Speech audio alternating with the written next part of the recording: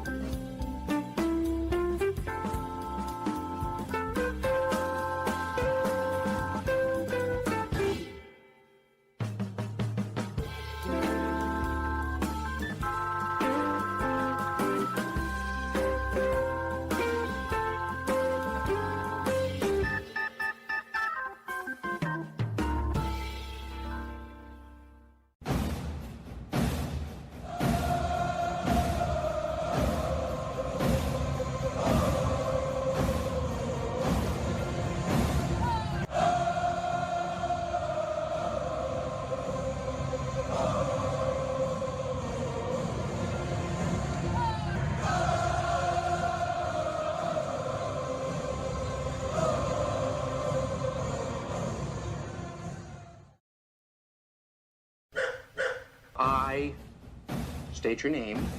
I state your name. Do hereby pledge allegiance to the Armchair. with liberty for all. You're in Braves country.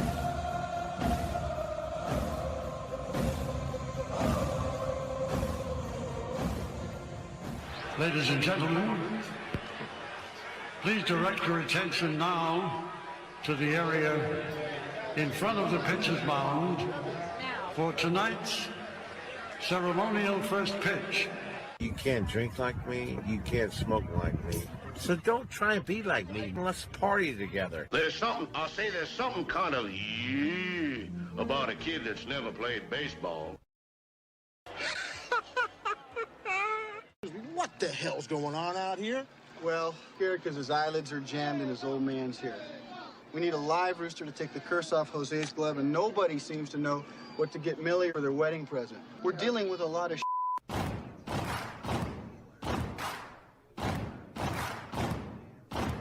Baseball is a beautiful thing. It's more beautiful in an old park. It's asymmetrical and quirky. But even in a dome with artificial turf, it's beautiful. The way the field fans out, the choreography of the sport, the pace and rhythm of it. The fact that that pace and rhythm allows for conversation and reflection and opinion and comparison. In right field, the crowd is tormenting Strawberries, singing, Darryl, Darryl. Little roller up along first, behind the bag. It gets through Buckner. left. It's on its way. There it goes. And the Yankees are going to the World Series. Aaron Boone. Ground ball stabbed by Folk. He has it. He underhands to first for the first time in 86 years. The Red Sox have won baseball world championship. Can you believe it?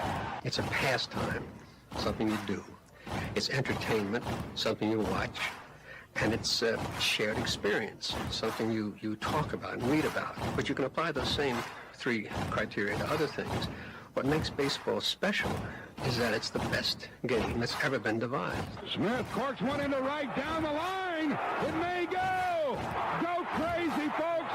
Go crazy. Sure as God made green apples, someday the Chicago Cubs are going to be in the World Series. A little bouncer slowly toward Bryant. He will glove it in front of Rizzo. It's in time. And the Chicago Cubs win the World Series. Cubs win. What a lucky break. The good Lord wants the Cubs to win. How can you not be romantic about baseball? If baseball is about caring, about loyalty and rivalry. Braves fans are on their feet hoping for some kind of a bleeder or a seeing-eye single. Here's the 1-2 pitch. Fastball hit high and deep down the right field line. It's going back, back, back. Is it fair? Is it zip, boom, bam, it's gone. Ram-a-lam, ding dong, a 3-run shot, and your Atlanta Braves have taken a 1-run lead. She's gone, baby! There's a very peaceful thing. It was created and played in pastures and meadows. There's grass, there's outdoors, there's everything that people thought was American and feel about America you get in a ballpark. And it's the wonder of walking through that dark tunnel and seeing a huge open space where men play the little boy's game.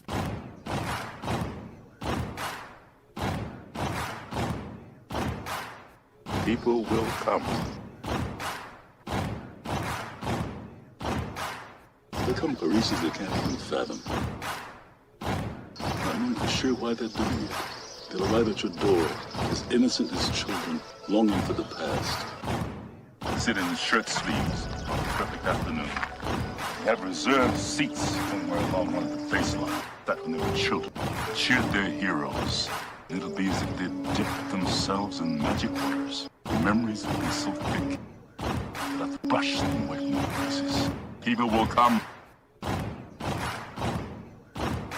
The one constant through all the years has been baseball. America has rolled by like an army of steamrollers. Been erased like a blackboard. Rebuilt and erased again. Baseball to mark the time. This field, this game, it's a part of our past. It reminds us of all that once was good, and it could be again. Oh, people will come. People will most definitely come. We're all told at some point in time we can no longer play the children's game. We just don't know when that's going to be. Some of us are told at 18, some of us are told at 40. But we're all told.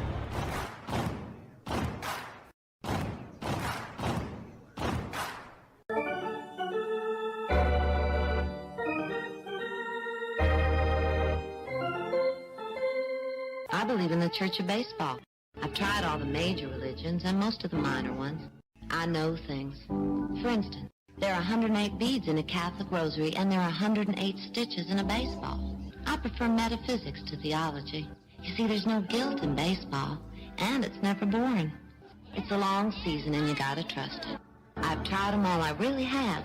And the only church that truly feeds the soul day in, day out is the Church of Baseball. Which team do you play for? Well, I'm a... Well, I was just wondering, because I couldn't figure out why you would throw home when we've got a 2-run lead. You let the tying run get on second, and we lost the lead because of you. Touch 'em all, Joe. You'll never hit a bigger home run in your life.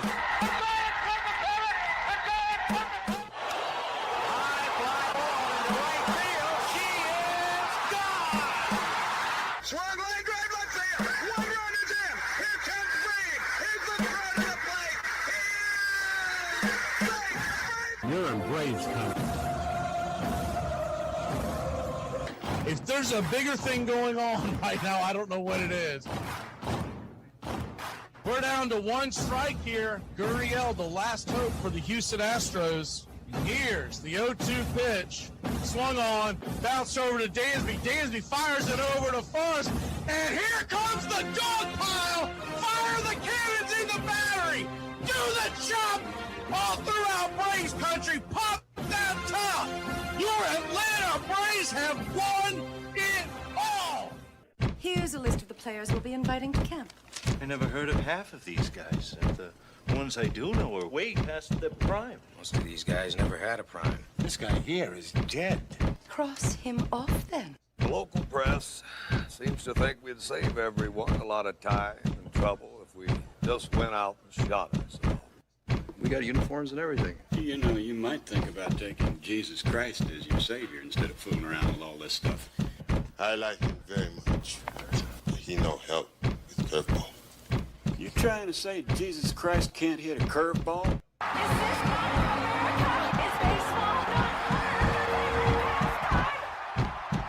But I'll tell you, these fans are great. Listen to them. Hey, way to go, Rick. All of Ohio loves you. Come on, baby. Come on, Ricky. Come on, Ricky. The game doesn't stink. It's a great game. If you build it, he will come. You know, one of the best things about being an ex-big leaguer is getting freebies to the game. Call the front office, bingo. And once these fans recognize me, I probably won't even have to pay for my life here. Down it! I love them. Good seats, huh? You're in the wrong seat, buddy. Come on. Oh, I must be in the front row. Come on. Ladies and gentlemen, welcome. We direct your attention now to home plate. Please remain standing. We call your attention to our fans here today. They will be jointly directed. And now, another fixture. Our national anthem.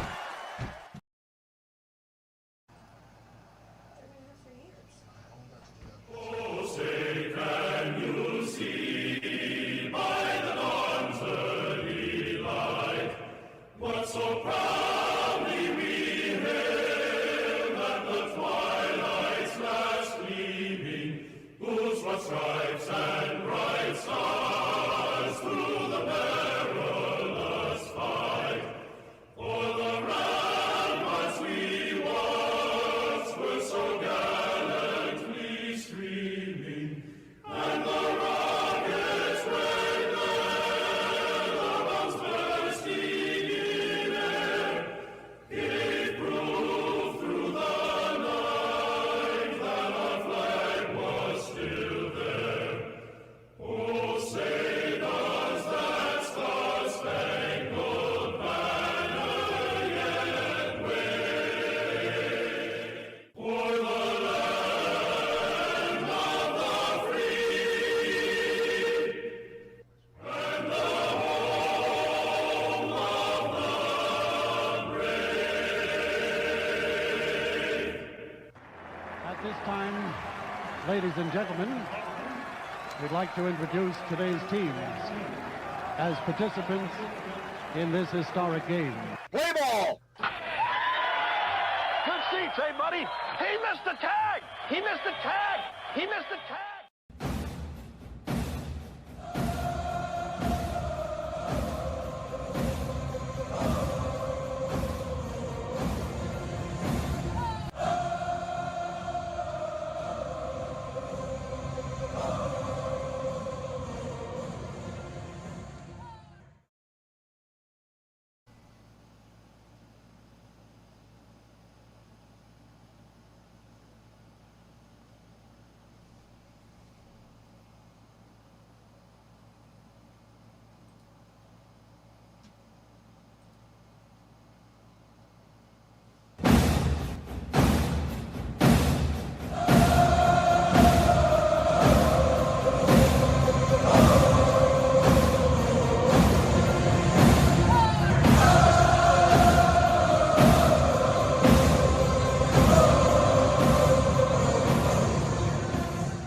On a beer? 7 o'clock in the morning. Scotch? Hey, howdy, hi, and how the hell are you? Pull up an armchair, girls and boys. Pour you a cold one. It's time for Braves Country Baseball. You're listening live, and the Atlanta Braves are on the road again. We're set for pitch by pitch, play by play, the classic call, Braves Country Baseball.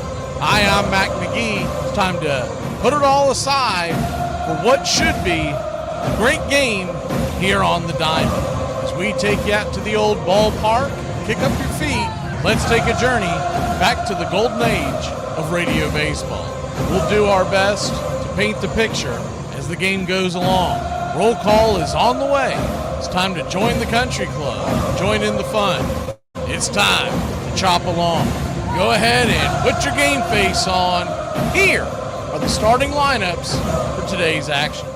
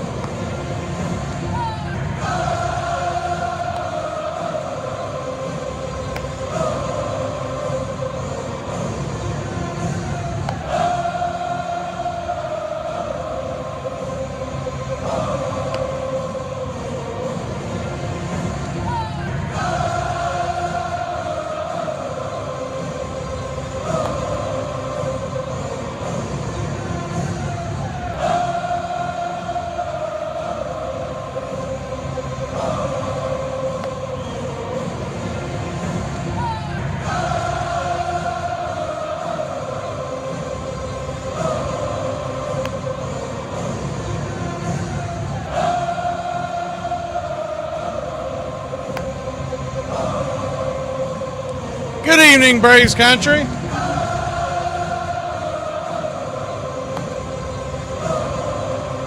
There we go. Waiting for that thing to load.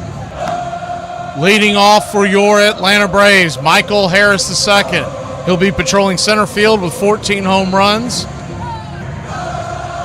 41 RBI.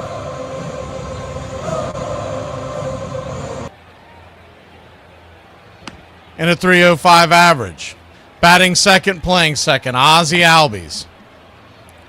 12 home runs, 41 RBI, batting .280. Matt Olson, batting third, playing first. 20 home runs, 51 RBI, 2 stolen bases, batting .271. Dominic Smith is in left field and batting cleanup. 6 home runs, a .281 average. Mauricio Dubon is at short and batting fifth. 7 home runs, 42 RBI, 1 stolen base, batting .262. The Drake is batting sixth and behind the plate. 14 home runs, 39 RBI, 1 stolen base, batting .276. More on this lineup in a second. Batting seventh, playing third, Austin Riley. 8 home runs, 36 RBI, a .219 clip. Rowdy Tellez is 1 for 5 on the year with the home run. He is the designated hitter and batting eighth. Yastrzemski is in right field and batting ninth. 4 home runs, a .230 average. On the mound for your Atlanta Braves is J.R. Ritchie Day. He's 1-2 with a 4.54 ERA and a 1.37 whip. He'll be going head-to-head with Griffin Canning eventually, but the opener is Wandy Peralta, the left-hander. We've seen this before. They want the left-hander to face the top of the order of the Atlanta Braves. Backing up Peralta and Canning in the bottom of the first inning, Fernando Tatis in right field with 2 home runs. Taylor has moved up to the 2 spot in left field with a home run and a .340 average. Merrill batting third at center, 8 home runs, .214 on the year. Machado with 14 home runs, 185 clip is at third. Gavin Sheets at first base, 12 home runs and .228 on the year. Xander Bogaerts batting sixth, 8 home runs, 29 RBI, a .228 clip. Wagner's the designated hitter, 8 for 27 on the year. Duran, 7 for 55 with 3 home runs, is behind the plate. And Song is getting the start today. He's batting ninth, batting 250 at-bats. Calling balls and strikes behind the plate tonight is Dan Brazell. Your first base umpire, Dan Bellino. Second base will be manned by Mark Rippinger. And down the third base line, it's Shane Livensparger. Game time temperatures are about 70 degrees here at Petco Park in San Diego. The wind blowing left to right at about 8 miles an hour. Our pick to click today, considering that Canning is eventually going to come a-calling, and he'll come a-calling about the time that the Drake comes in, we'll take the Drake. They dropped him to the 6th spot, but I don't think it'll be for long. We'll take your Atlanta Braves, put some runs on the board. Maybe this new lineup will spark something. Give me Atlanta 6-4. We got on this team was a bunch of and a booger-eating moron. That booger-eating spaz make me want to puke. Keep playing like this, will be the laughing stock of the league. All right, boys, let's get back to basics. This is a baseball. The object of the game is to keep the baseball within the confines of Braves country.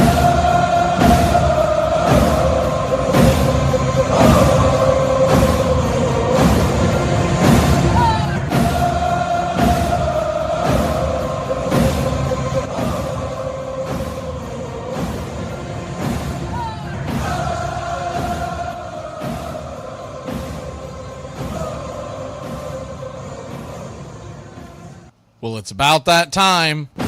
Grab you a cold one. Find you an armchair. Atlanta Braves baseball right here on Braves Country Radio. Your modern-day superstation bringing you pitch-by-pitch, play-by-play of your Atlanta Braves and our one-of-a-kind production.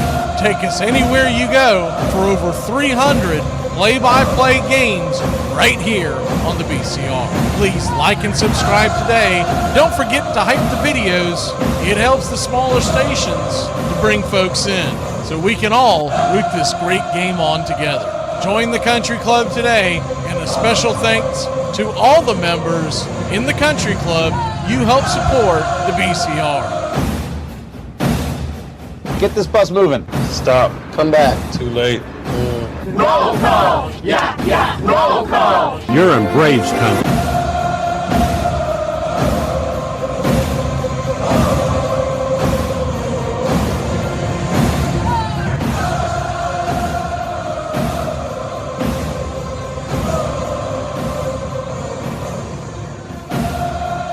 Good evening, Braves Country. Who we got here? We got Scott Smith, Uncle Charlie, D. Carroll, Chop Shop, good to see you. Oswaldo's here. Mark, Ricky, Ricardo. Lucy, he's home. Rebecca. I beg your pardon, we did not promise you a rosemary garden. Sleepy Toe. James Ray.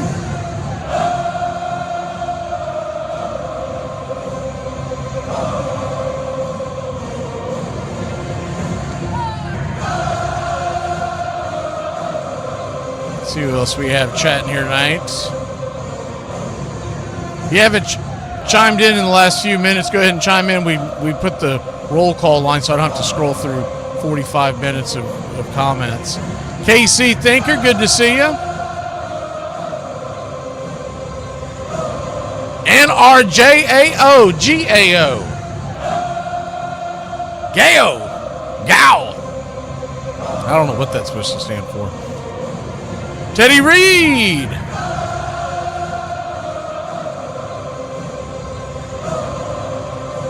We're just about set as the Padres are taking the field with their white home uniforms, brown pinstripes.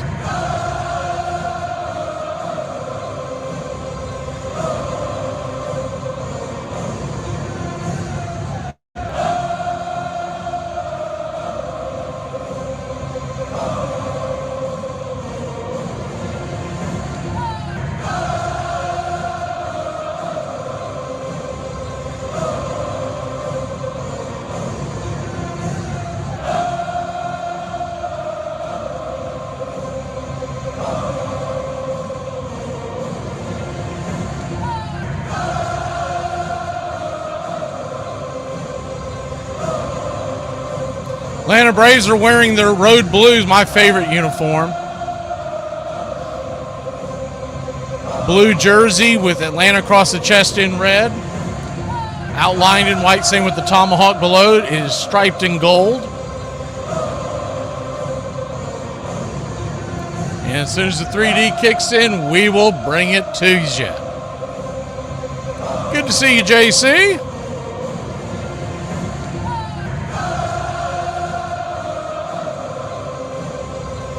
They're having a false start again on their 3D, so we'll wait for it to climb in. Here we go. Really wish they would do this much earlier. It'd make it so much easier to sync it up, but it's always what we do in the first inning, isn't it? Michael Harris is leading us off. If you're wondering why we're doing what we're doing with the lineup, Walt Weiss says it was to spark some offense. I also think it's because facing that once again with the lefty starting the game and wanting him to go as long as he can, he's trying to bust it up and have a better left-hander towards the bottom of the lineup, so that's why Baldwin's sitting there. I think if you were just playing with it a little bit, as we'll go ahead and take the tomahawk off.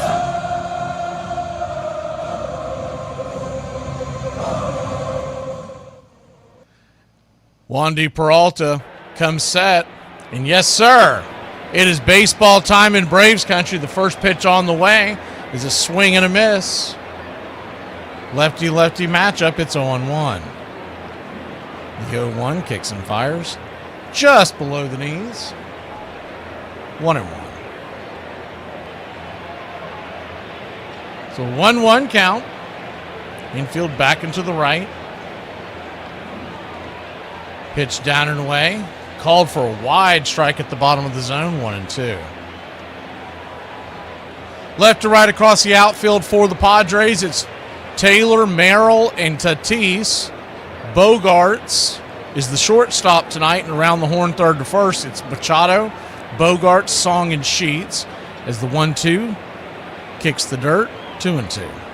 Duran is once again behind the plate, and right now it's Peralta opening the game, but he is a short reliever. As the 2-2 pitch, swing, chops it foul, and Harris making him work.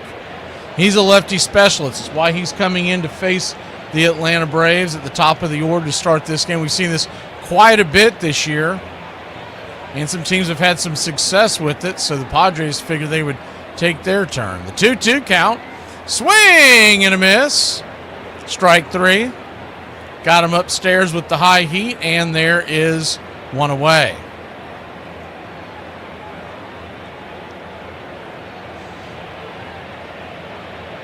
One up, one down.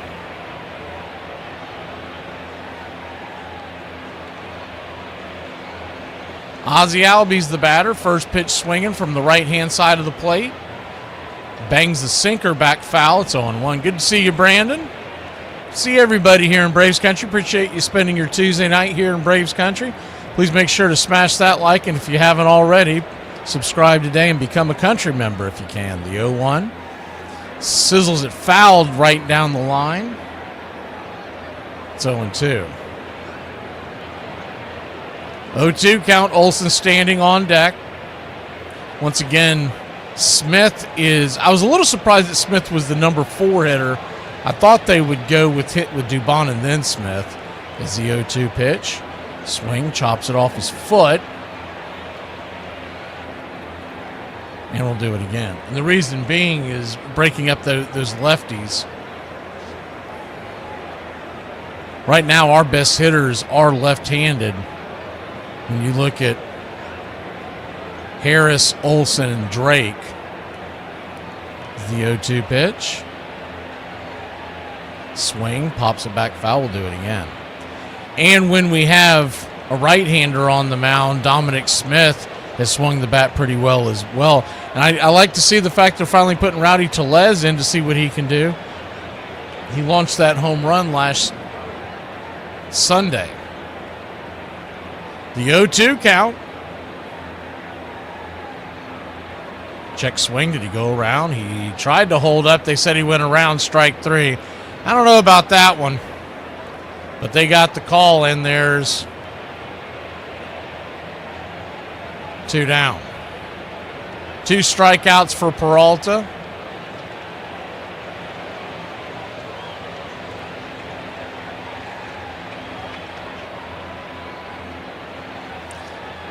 Matt Olson, the batter, first pitch inside strike. Taken all the way. It's 0-1.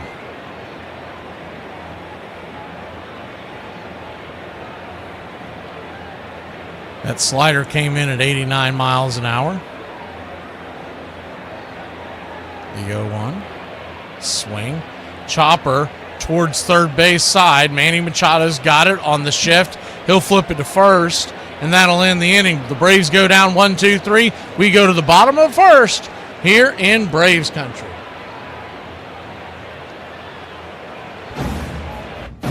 Where do you come from? Where do you hail from? You're in Braves country.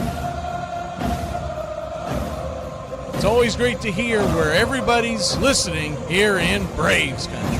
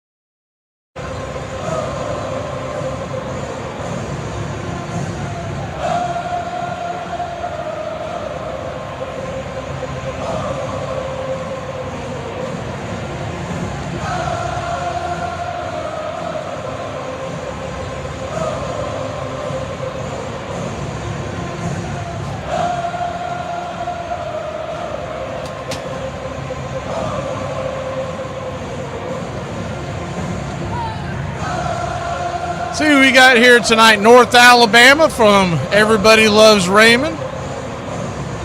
When Willis and Richard Talley come in, please let me know. I got to fix something. Something was off on their thing, and there's no way for me to find them unless they're in the chat. Teddy up in Alaska. Gastonia, North Carolina with John. Central Florida, Tree Nug. West Blockton, Alabama. Venezuela. Keybor, maybe? I don't know. Not sure. First pitch swinging by Fernando Tatis leads us off, and Austin Riley will fire it down the line. It'll be a 5-3. Quick put out. Man, that was razor thin as Tatis can still fly, and Riley had to fire an absolute perfect P across the infield. Got him by, we'll say, a 16th of a step. I mean, it was a blur. As soon as the ball hit the mid, his foot was hitting the base. Indian Mound, Tennessee, Chatham, Virginia, Lisbon, Portugal, Houston. First pitch is upstairs to Taylor. Taken for a ball. It's 1-0. East Alabama. Is that near Greenbow? The 1-0. Upstairs for a strike, 1-1. So a 1-1 count.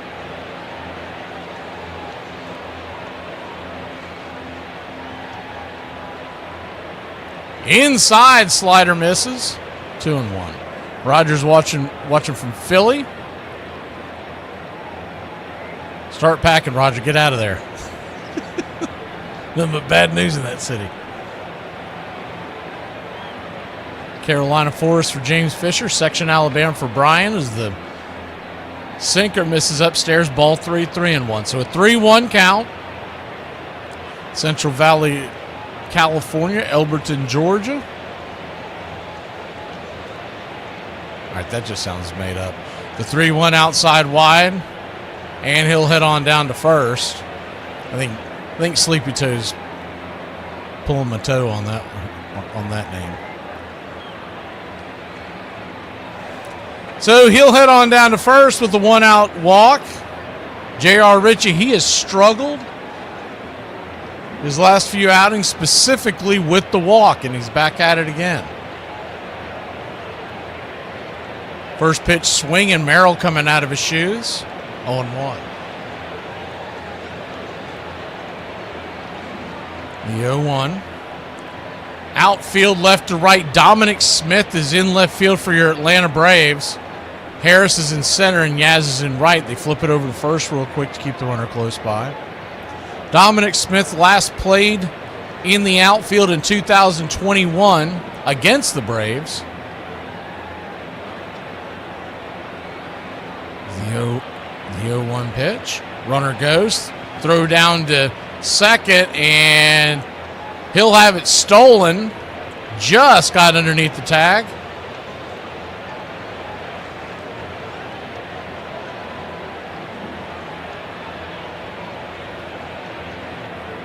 Weiss does not want a challenge.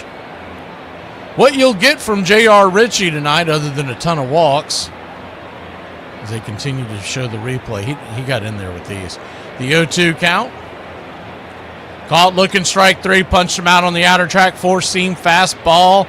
Got him. 2 down. Good pitch there on the outer edge. J.R. Ritchie throws a 5-6 pitch mix most of the time. As Manny Machado comes to the plate. Righty. First pitch on the way. Down and in. Sinker misses. It's 1-0. Machado was the entire offense last night, hitting a solo shot, and that's what the Braves lost.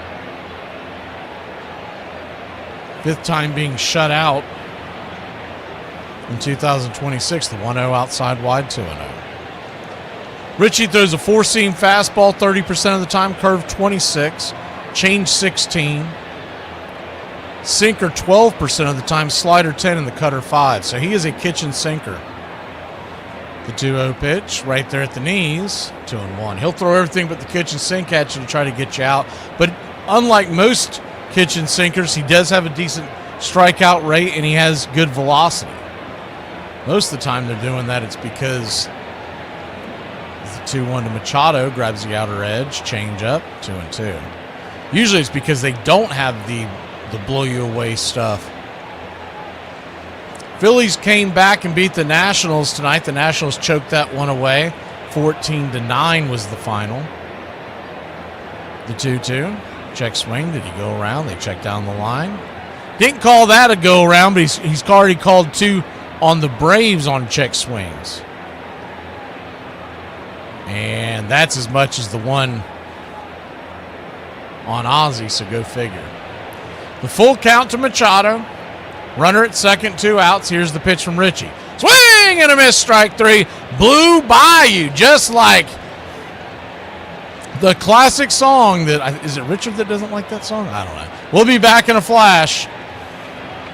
Braves nothing, Padres nothing, heading to the second inning. Hey, Mom, what's the difference between a light bulb and a pregnant woman? What, Jesse? You can unscrew a light bulb. So you telling me that I gotta come home from work and do work so that way I'm capable of doing the work that I'm supposed to be doing at work? Y'all killing me, man. Did you know that hypertension and heart disease kill more blacks than anything else in America? I didn't know that. I thought it was the police. The men we've chosen as our top 9 righties had to have pitched more than half of their career in the modern era since 1901. 8 strikeouts for Tom Seaver. The very best right-handed starters from more than a century of baseball. So here they are, beginning with number 9. There are few pitchers in the history of the game who evoked the kind of fear in hitters that Bob Gibson did. I can honestly say he is the most competitive pitcher I ever met. It was his mound, it was his game. I love the fire in his eyes. You could see it even in the old television. And that fire burned brightest in the 60s, the apex of Gibby's 17-year career as a Cardinal. He wanted to beat you, and he would do just about anything he could do. He had that smooth motion and everything a good pitcher possessed, he had it. There was always that mystique about Bob. And in 1968, the year of the pitcher, Gibson made the loudest statement. He became the most difficult pitcher to score on in the history of baseball with a 1.12 ERA. He was a machine. One 9.12 ERA. It's silly. 13 shutouts on the year. And then when it got to the World Series, he strikes out 17 Tigers in one of the most intimidating performances you'll ever see. Bob completed 8 of 9 World Series starts and finished what he began 255 times in his career. Come 1974, the man they called Hoot became the first National League pitcher and just the second ever to strike out 3,000 batters.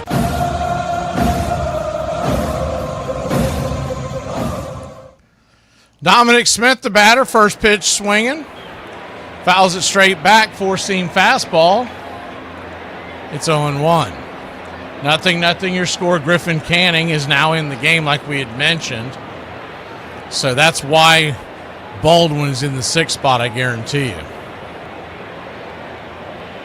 The 0-1 pitch swing, chops it down the first base line, just foul.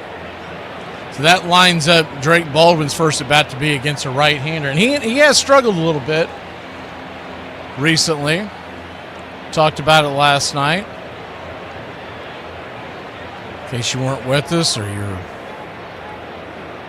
staring out the window, not paying attention, whatever the case may be. Dominic Smith steps out of the box on an 0-2 count. 752 OPS on the year. 281 average. The 0-2 pitch.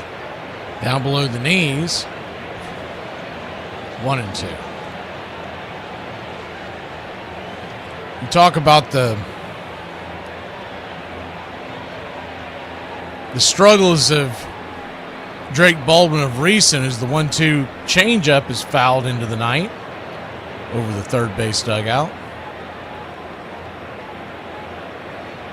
Just looking at the hard numbers, his last 7 games, he's batting .077, 2 for 26. His last 15 games, 11 for 53 is the 1-2. Just below the knees. Good take by Dominic Smith. That pitch was right there, just a touch below the zone.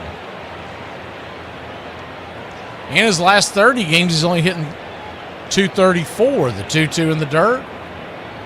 Full count. For the year, he is still batting .276. And the one thing about we'll just start with the last 15 games. 5 of those 11 hits are home runs. The payoff pitch. Swing, rips it into right field. That's down for a base hit. And the Dominator getting things started here on a Tuesday night in San Diego. This is a time for leaders to step up. Make us believe again.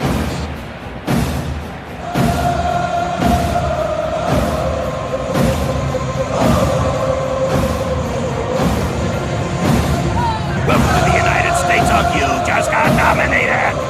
Mauricio Dubon, the batter, righty-righty matchup, runner at first, nobody out.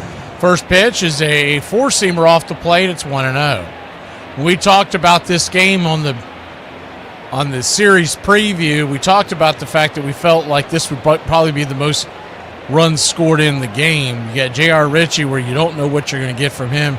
And Griffin Canning, I was looking at his numbers as the 1-0 pitch swing, slaps it into right center field. That's down for a base hit.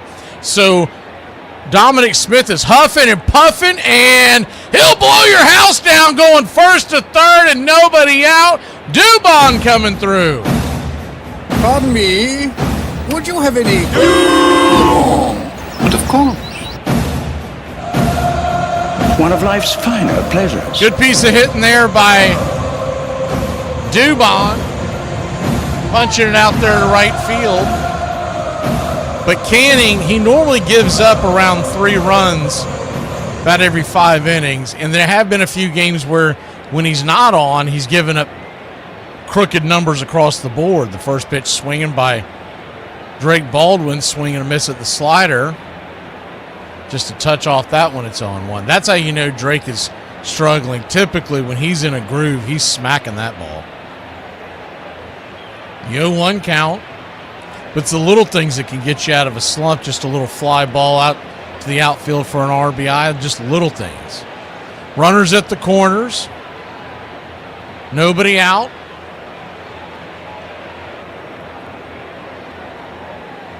Madison, Wisconsin native, digging in, pitch in the dirt, 1-1.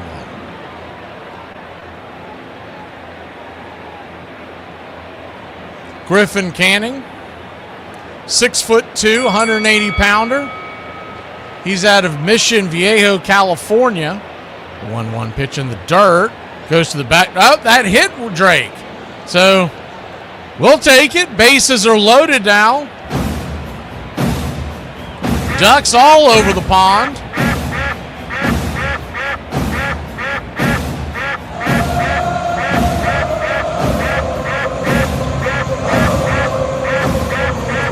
Thought it had gotten in between his legs, but just got a piece of him going by. Hit his leg guard, so he appears to be okay. And a quick mound visit from the pitching coach, Ruben Niebla, coming out there to talk to Griffin Canning.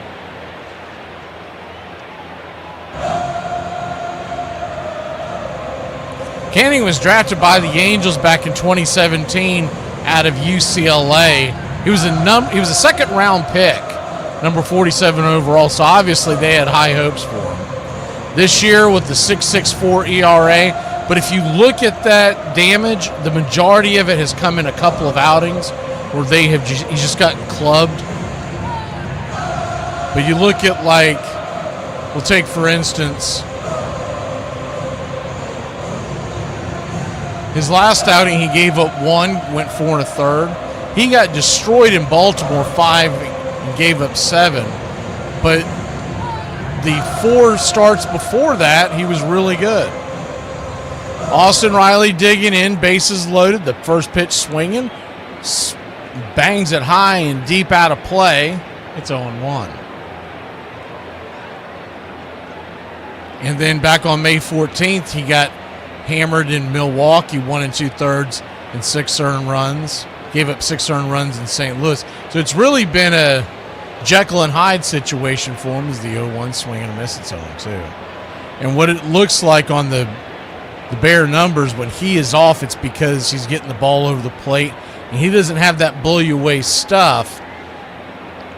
I wouldn't quite call him a kitchen sinker, but he's a guy that has to be very precise. The 0-2, down and in, 1-2. So 1-2 count. Braves nothing, Padres nothing. Still nobody out, and the base is juiced.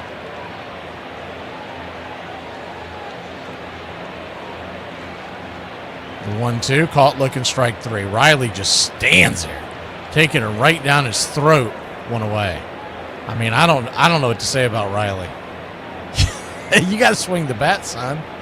It's 2 strikes, the bases are loaded. And that just tells you he is sitting on something with 2 strikes. And you can't do that. You have to protect the plate. So bases loaded. Now we got the slow-footed Rowdy Tellez. Hopefully he can keep us out of a double play. Righty-lefty matchup. First pitch down and in. It's 1-0. The Yaz is standing on deck, and I think the reason why they did that was because they wanted the Yaz batting in front of Harris so no one is clogging up the base paths when Harris gets aboard along with Ozzy. The 1-0. Takes a slider upstairs, 1-1. So a 1-1 count.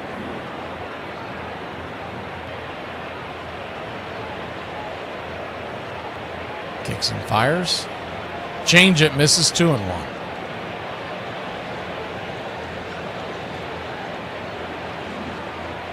Marlins did beat the Texas Rangers 6-4 earlier today. Nationals lost to Philly. The 2-1 swing, slaps it back foul. 2-2. And the Cubs lead the Mets 7-3. We'll do the full out-of-town scoreboard here in just a bit. I just want to give you an idea of what's going on in the division. Did y'all see the end of the game? Someone came in complaining about the Red Sox closer Chapman. That didn't tell the whole story. The end of that Boston game last night. I saw the highlight afterwards. Oh, my God. I would have been going nuts. The bases were loaded, and they hit a walk-off triple to win 3-2 in the bottom of the ninth. Is the 2-2 to Tellez. Swing, rips it. Up through the middle. That threw for a base hit. 1 run will score. Your Atlanta Braves lead 1-0. They're sending the runner. 2 runs will score. Dubon touches the dish. The Atlanta Braves and Rowdy Roddy Tellez have made it 2-0.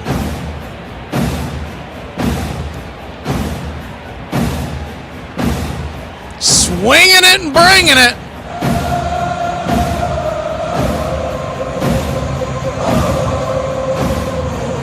That old gray mare still got a couple more rides left in him. Good piece of hitting there by Rowdy.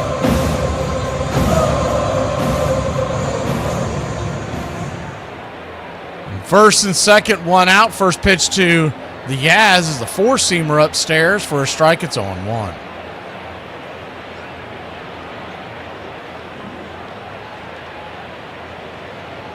The 0-1.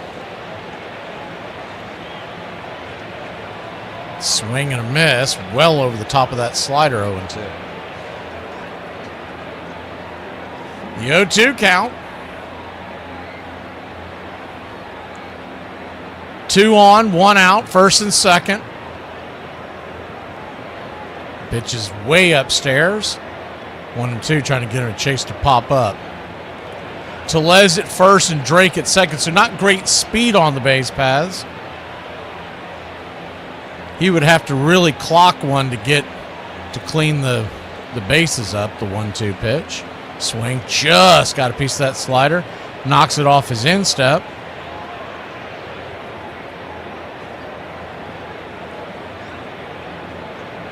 If you're just joining us, Richie has walked 1, which is concerning, but he has also struck out 2 to start the game. Runs were scored by Dominic and Dubon, knocked in by Rowdy Tellez just moments ago. Griffin Canning's going to step off the bump for a second. He wears his socks high. The only thing better than that in baseball is, I don't remember the last time I saw it, but the guys that wear the stirrups. Chipper used to do it every once in a while. The 1-2 pitch, high and out of the zone, 2-2. That's still my favorite look in all of baseball. I wish you would see it more. I'm sure there are guys that do it. I just haven't noticed it. The 2-2 count. Swing. Lifts it high and deep, out of play. 4-seamer. Canning, by the way, this is pitch 27, so it's about to be pitch 28 here in the second inning. But this is his first inning of work. The lefty specialist, Wandy Peralta, opened the game up. They're expecting Canning. This isn't a true bullpen game. They're expecting him to eat several innings. The 2-2. Swing. Bangs it down the first baseline, foul. And we'll do it again.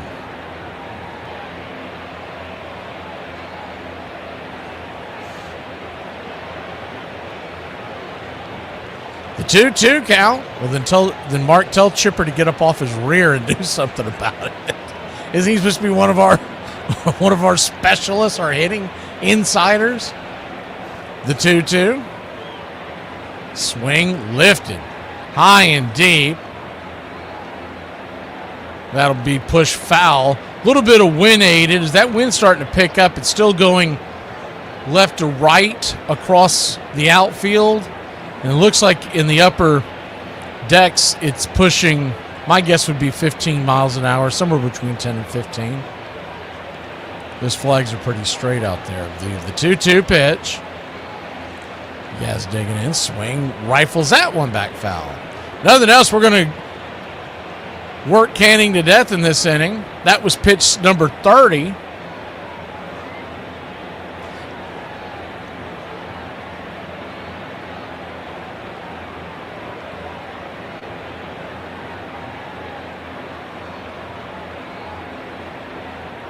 The pitch outside wide, full count.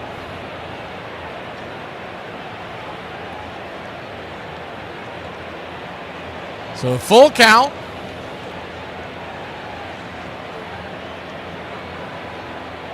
There's Willis. The payoff pitch, swing and a miss, strike 3. Long at bat there, but he wore him down. 2 down. 2 down, and that'll take us back to the top of the order. Michael Harris, the second, the batter. Harris struck out his first time up, but remember that was Wandy Peralta.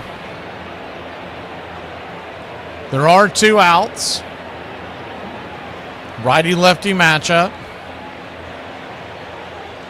First pitch is upstairs for a strike. It's 0-1. Yeah. Thank you, Sleep Out. I saw Willis. I'm looking for Richard next. I don't know if he'll be in here tonight or not. The 0-1. I think he works nights for some reason. The 0-1 pitch. Swing. Chopper off the plate. 0-2.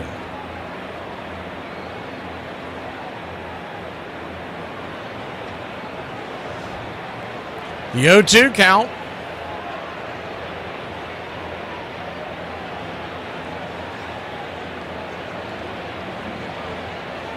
Have we seen Ashley and Greggles recently? I haven't seen them in a while, I don't think. The 0-2 pitch. Swing, rips it. High and deep into right field. Get up, get up. That ball's going to get down where the green grass grows. 1 run will score as Drake crosses the plate. And Michael Harris has a 2-out RBI double. Rowdy Tellez, the speed demon that he is, had to stop at third. But nonetheless, the Braves have broken this to a 3-0 lead. Good piece of hitting there by Money Mike. What they know about that? God bless you, Mike. Keep your game tight. Never know. You know what I'm saying? I got a little razzle-dazzle. So Tellez is at third, and Harris is at second. And Ozzie Albies, who struck out his first time up, but that was from the right side against Peralta. This is from the left side versus Canning. And the first pitch is a sinker high and out of the zone. It's 1-0.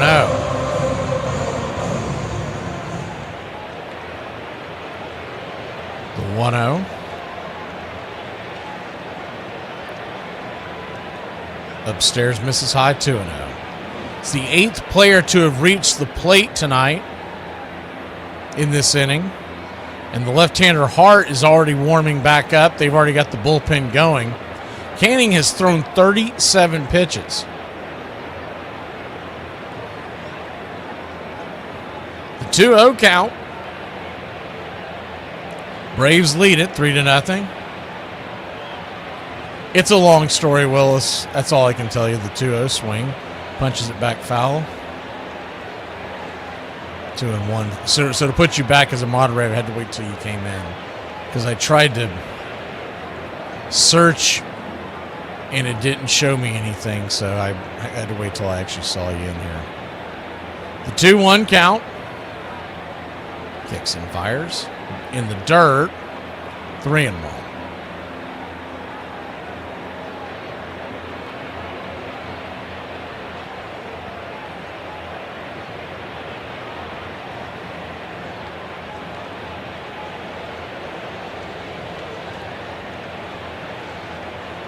The 3-1 to Ozzie. Open stance from the left side. Outside wide, ball 4. So he'll head on down to first. Good at bat there by Ozzie. And I think that's going to be it for Mr. Canning. It looks like, yep. Manager Craig Stammen's coming out. Bases are juiced. Matt Olson's coming to the plate, and they're going to go grab the left-hander and try to put out the fire. We'll be back in a flash. Leading by 3, top of the second.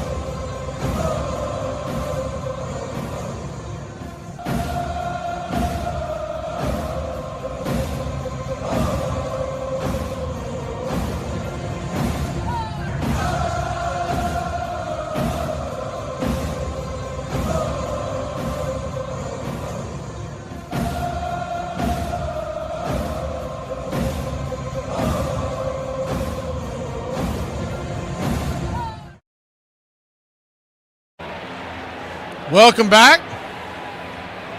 Left-hander Kyle Hart has a 4.09 ERA coming in.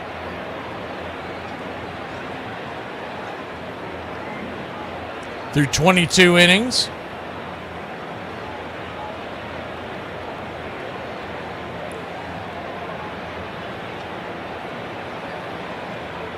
Lefty-lefty matchup. Matt Olson, the batter. First pitch on the way. Is a four-seamer at the knees. It's 0-1, 94 miles an hour.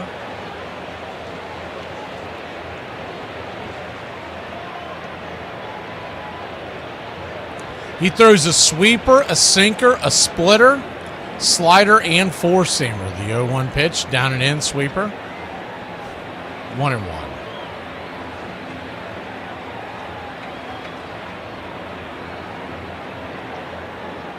One count. Kyle Hart, 6'5", 200-pounder, 33-year-old out of Cincinnati, Ohio. The 1-1 is inside. Tried to hit him with that sweeper again. He's trying to jam him with that sweeper on the inner cut, and he's just missing. So a 2-1 count. Dominic Smith is standing on deck.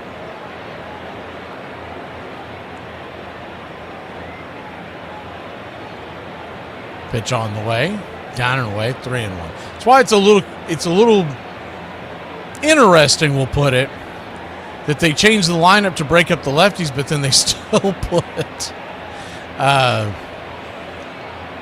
Olson and Dominic Smith back to back. I guess they were expecting Kane to go longer, but you'd think they would break him up. The 3-1 pitch just grabs the bottom of the zone, full count. So that's the bad news. The good news is the runners are going to be on the go. It's a full count, 2 outs. The Braves have scored 3 in this inning and lead it 3-0. Matt Olson could break this baby wide open with one swing. The payoff pitch. Swing, pops it up. That'll bend safely out of play. Into the stands behind home. Olson grounded out to third his first time up. Infield back into the right. Huge hold down the third base line, by the way. When I say he grounded to third, it was really shortstop. Manning's playing the shortstop area. And once again, he is now. The 3-2 swing. Rifles the four-seamer back foul. And it's a full count. Once again. Smith is on deck. Dubon is in the hole. Ozzy's at first, Harris is at second, and Tellez is at third. So anything that gets down in the gap could score all 3. You got good speed at first and second. The payoff pitch. Down below the knees and inside, ball 4. So he'll head on down to first. An RBI. Walk by the Ice House. This is not watered down. This is Ice House. Ice House. Smooth as it gets. 4-0 your score now. That'll bring the Dominator to the plate. He's 1 for 1 with a single. Came around to score his first time up. His first time up was leading off this inning. First pitch is upstairs for a strike and in. It's 0-1. Braves have now batted around. The 0-1. Down and away, sweeper. Good take there. 1-1. Dubon stands on deck. And if he can come up with the bases loaded, you feel pretty good about your odds. He seems to step up in those big moments, but Dominic's got to find his way aboard. 1-1. Down and in, 2-1. The one thing you would know, if Dubon comes to the plate, we'll be at least up by 5. That's the bare minimum because the bases are loaded. Nowhere to run, nowhere to hide. Dominic Smith with a 2-1 count. The infield back into the right, outfield deep, and straight away here in Southern California. The 2-1 pitch. High and out of the zone. Ball 3, 3-1. So now, you got a 3-1 count. Ducks all over the pond.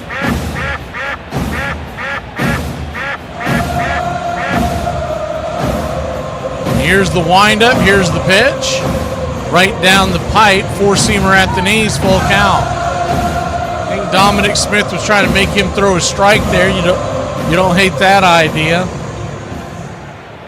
Now all the runners will be on the go. So anything that gets down in the gap, Ozzie should score. Braves lead it 4-0. Chance to strike gold here in the top of the second. The payoff pitch. And Hart steps off the bump. Grab the rosin bag and collect his thoughts and go back at it. That does count as a disengagement for those of y'all keeping up with that at home. The payoff pitch. Swing, chopper over to first. And that's going to be an easy G3 by Sheets to end the inning. But not before your Atlanta Braves put 4 on the board. We had Ducks going all inning long. We'll be back in a flash. Good guys on top, 4-0. Well, there was these two guys, and they was talking, and one of them said, "How's your romance life?" And the other one said, "Oh, nothing special. I'm having Social Security romance." And the other one said, "What?" He said, "Yeah, I get a little each month, but not enough to live on." I've had a slight fluctuation with my weight recently. I see. And how much weight are we talking about? I gained and lost 60 pounds in 3 months. Wow, that's almost impossible. Well, first of all, through God, all things are possible, so jot that down. Over the weekend, I took my wife to a theater to see a performance that was all about puns. It was a play on words. Number 22, Jim Palmer. Jim Palmer was absolutely fantastic. Palmer with strikeout number 5 on that whistling fastball. Palmer was tough as nails. He never would give in. He could strike you out. He could embarrass you. And he did so for 19 seasons with picture-perfect mechanics. Everything about it was so straight. He looked like Tinker Toys. Everything was angular. And he was fun to watch because of that. He was just 20 years old in 1966 when he threw a shutout in the Fall Classic, helping Baltimore secure its first World Series championship. No one could have assumed that he would go on to become one of the 9 greatest right-handed pitchers in the history of baseball. But he came back big time in '69. One run ain't gonna do it. That's just what we need to wake us up. But go after him. Come on, Jim.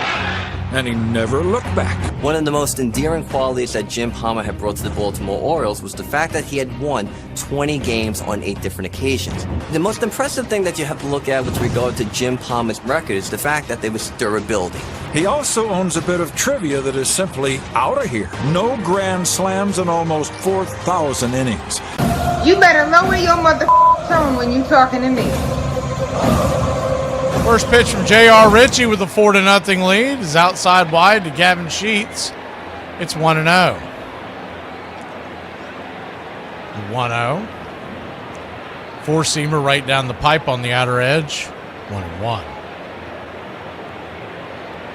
Love getting this early lead for Ritchie. Now he's just got to be aggressive. The 1-1 four-seam fastball.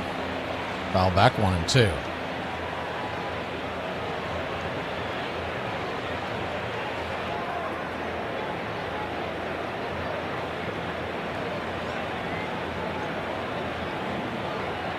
The 1-2 count. Chopper deep in the hole at third. It's going to be a 5-3 put out. One bouncer over towards Matt Olson. Good play over there by Riley. One away. Riley has struggled at the plate a bit this year, but that glove has been very good, very consistent.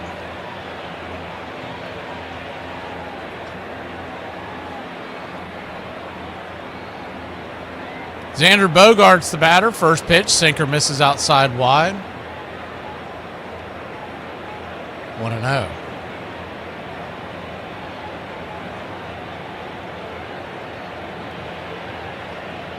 1-0. Sinker right there. 1-1. Kyle Farmer is starting to work his way back from rehab, and if you didn't see it, he is actually catching down in Double-A Gwinnett. 2-0 pitch, inside, 3-0. And it's been quite a while since he has caught, but they're trying to get him to become that guy off the bench that can do that as a pinch hitter. 3-0, outside wide, ball 4. So a 4-pitch walk by Ritchie with 1 out here in the second. Send Bogarts down to first. 1 on, 1 out, second. Walk by J.R. Ritchie. He also has 2 strikeouts. And I don't think the idea is for him to catch a full game, but he's a guy that could come in and pinch hit and then still be able to come in and finish a game off for you. You know, you never know. Pushed into action. I'm sure he's willing to do it.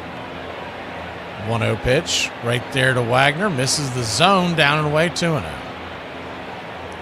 But it's interesting that Kyle Farmer down for the Columbus Clingstones has begun catching.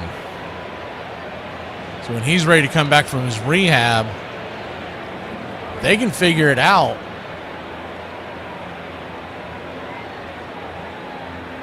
He definitely hits better than any other catcher we have right now, not counting Drake Baldwin. And that includes Smurf. And you want to know why he's being stretched into the catching role, so to speak, kind of like the way a reliever would be stretched into a starting role. Well, Smurf isn't expected back till at least August. And they're trying to figure out a way to get around that. The 2-0 count. 4-seamer right there, 2-1. And another interesting statistic that was put up a couple of days ago about Bryce Elder is the 2-1 down and in, 3-1. And I've heard this before, I just haven't seen it totally laid out. That in his career, when Bryce Elder has had just 4 days rest, right? Your normal 4-day rest. 3-1 pitch down and in, ball 4. So Ritchie walks back-to-back batters, and now there's got to be some concern here from Walt Weiss. When he has a 4-day, and this is a large sample size, 37 starts. He's got a lifetime ERA of 3.58. In this year, his ERA is 2.7 with 4 days rest. 5 days start, so an extra day of rest. His lifetime ERA is 4.21. This year, 3.2, a little higher. The first pitch is upstairs. Slider, it's 0-1. The most alarming number, though, is when he gets 6 days rest, like he had last time. Is the 0-1 pitch, down and in. Sinker misses, 1-1. Lifetime in 30 starts, his ERA is north of 5 at 5.68. In this year, it's 7.88. 1-1 count. Sinker right there for a strike to Duran, the number 8 hitter for the Padres. I mean, that's all you need to know. I'm starting him every 5th day with 4 days rest. I don't give a damn what's going on. You're going, buddy. The 1-2 just misses. 4-seam fastball. Shooting for the outer edge. And it's 2-2. Of course, you also have Danny Young rehabbing down with the Braves as well in the minor leagues. The 2-2 pitch swing rolls it into the outfield. That's going to get through for a base hit, and that's going to put a run on the board for the San Diego Padres. So 4-1 your score. Runners at first and second. Still 1 out. Not a hard hit ball, but hit it in between short and third. They had Riley hugging the line. Dubon could not get to it. So he was cheating a little towards third, but that'll bring the number 9 hitter, Song, to the plate. Sungmun Song out of Seoul, Korea. Takes the first pitch outside for a ball. It's 1-0. The 1-0 kicks and fires, swing and a miss over the top of the changeup. 1-1. We'd love a double play here because looming on deck is Fernando Tatis in the top of the order. Song is 6 foot 194. 1-1. Changeup on the inner cut. 1-2. He's batting .200 on the year, 50 at bats. This is his first year in the majors. He is 30 years old, though, so he's not really your typical rookie. The 1-2. Outside wide, 2-2. 2-2 count.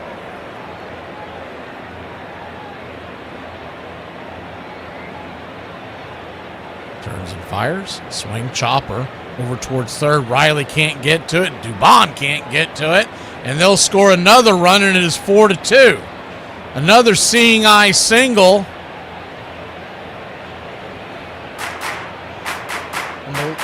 And the lead's cut in half, 4-2.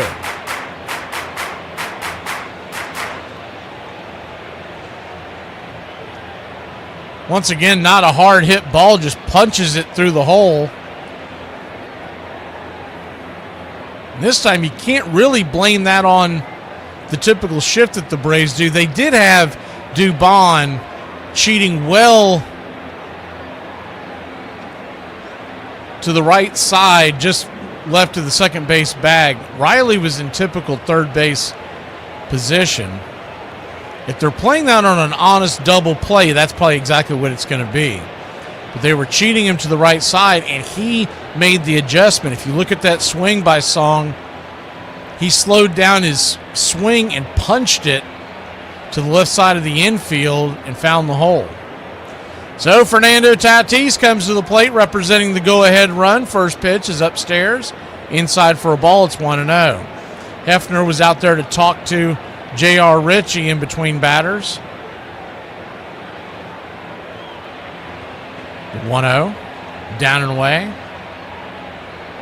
2-0. 2-0 count.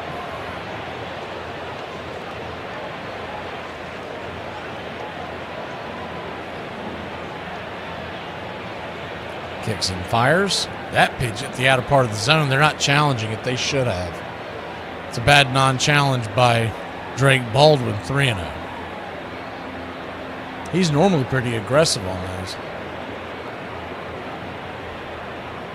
The 3-0. Taken all the way, sinker at the knees. 3-1.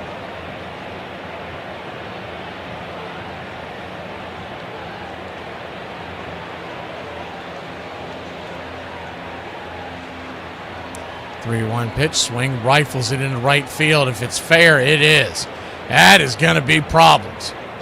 One run will score, it's 4-3. Here comes the throw towards the infield. Olsen cuts it off, and it's an RBI double, and the lead is just 1 at this point.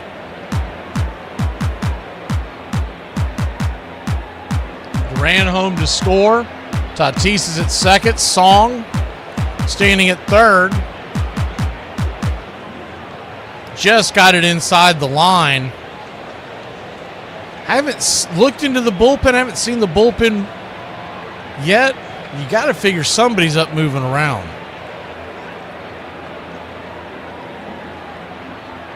So Taylor, the batter, righty-righty matchup. First pitch on the way high and inside. Bounces off the glove of Drake Baldwin.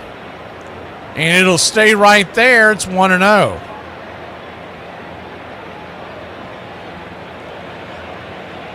That pitch was well off.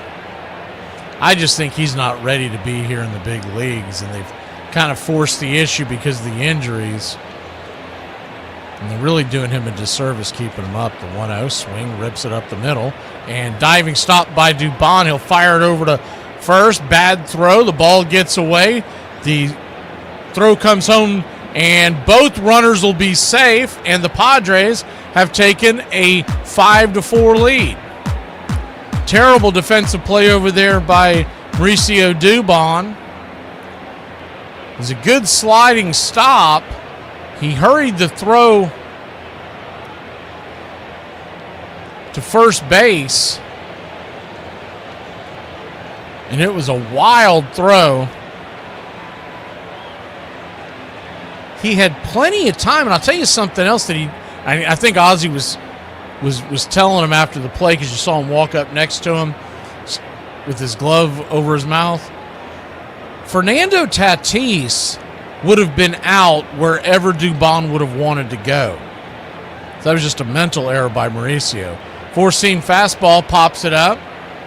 Jackson Merrill will be an F4 in your scorecard, one away. So when he was making a dive towards second base, Tatis started heading towards third, and he kind of got caught, stopped for a second. When Dubon came up, Tatis is probably 15 feet away from second base. He should have just ran him down. Instead, he tried to make the throw over to first. The ball got away, and the rest is history. Tatis came home to score when the ball came out of the chute. First pitch is a curveball right there for a strike. It's 0-1. But, you know, this type of stuff's going to happen when you've got a guy who doesn't play the same position every night. The 0-1 pitch, swing, lifted, high and deep, into left field. And Dominic Smith's there to make the catch, and that'll end the inning. So the Braves put 4 on the board. San Diego puts 5. It's 5-4. We got an old-fashioned barn burner here in Braves country.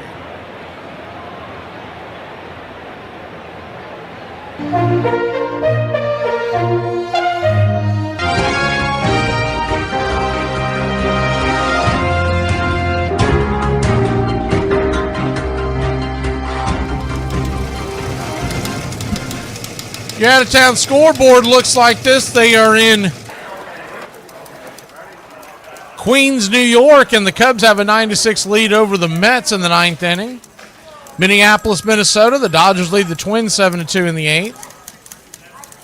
They're in St. Louis, Missouri, and the Diamondbacks have a 4-3 lead over the Cardinals.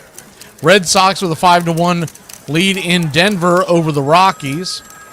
Down in Anaheim, it's Angels 2-0 in the 4th over the Orioles. Braves and Padres, San Diego 5-4 at the end of 2. Giants 2-1. They lead heading towards the 4th inning in San Fran. All these games are finals. In Toronto, Canada, the Astros 9-7 winners in 11. Mariners 3-2 winners in Pittsburgh near the Allegheny River. They were down near South Beach, and the Marlins knock off the Rangers 6-4.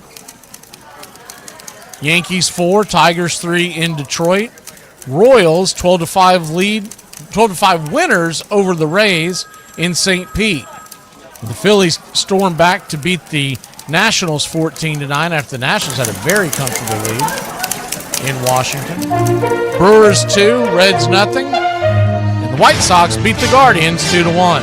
We'll have the White Sox and Guardians tomorrow, part of our doubleheader. Cover the point spread, cover the point spread, cover the point spread, cover the point spread.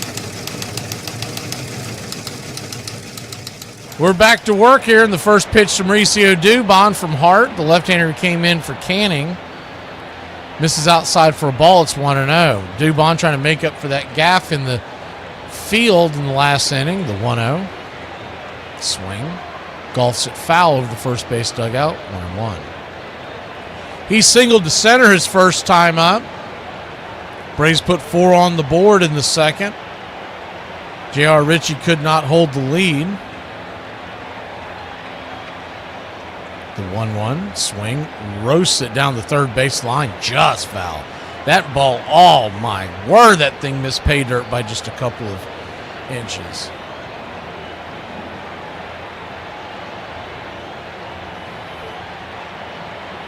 The 1-2. Southpaw Hart looking in. The wind up the pitch. Swing, pops it up. And that'll be an easy F3 in foul territory. Dubon down. 1 away. Drake Baldwin, the batter.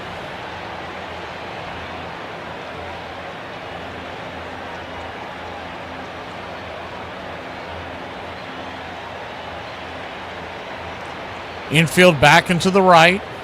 Huge hole on the left side. If Drake just pushes it down the third base line, he's going to be standing at first, maybe even second. First pitch is a sweeper right there at the knees, taken all the way. It's on one. Drake Baldwin, 14 home runs, 39 RBI. The rest of the Braves catchers, 1 home run and 12 RBI this year. The 0-1 down in, whoa! Pitch well below the zone, and Drake doesn't realize he should have challenged that. It's 0-2. 0-2 count. Man, that pitch was well off the zone. Kicks and fires. Swing, slices it back foul. Sweeper. I don't know where it showed up on your screen, but that thing was well below the zone and off the plate.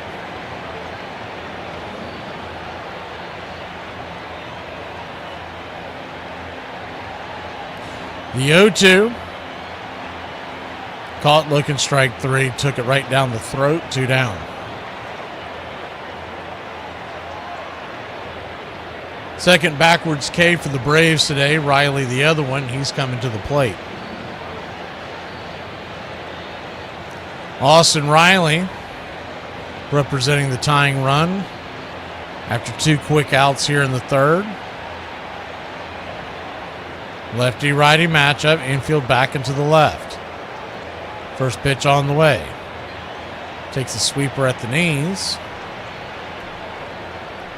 0-1.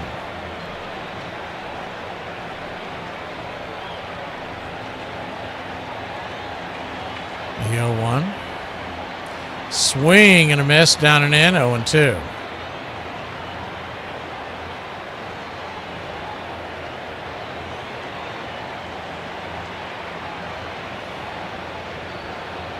The 0-2 count.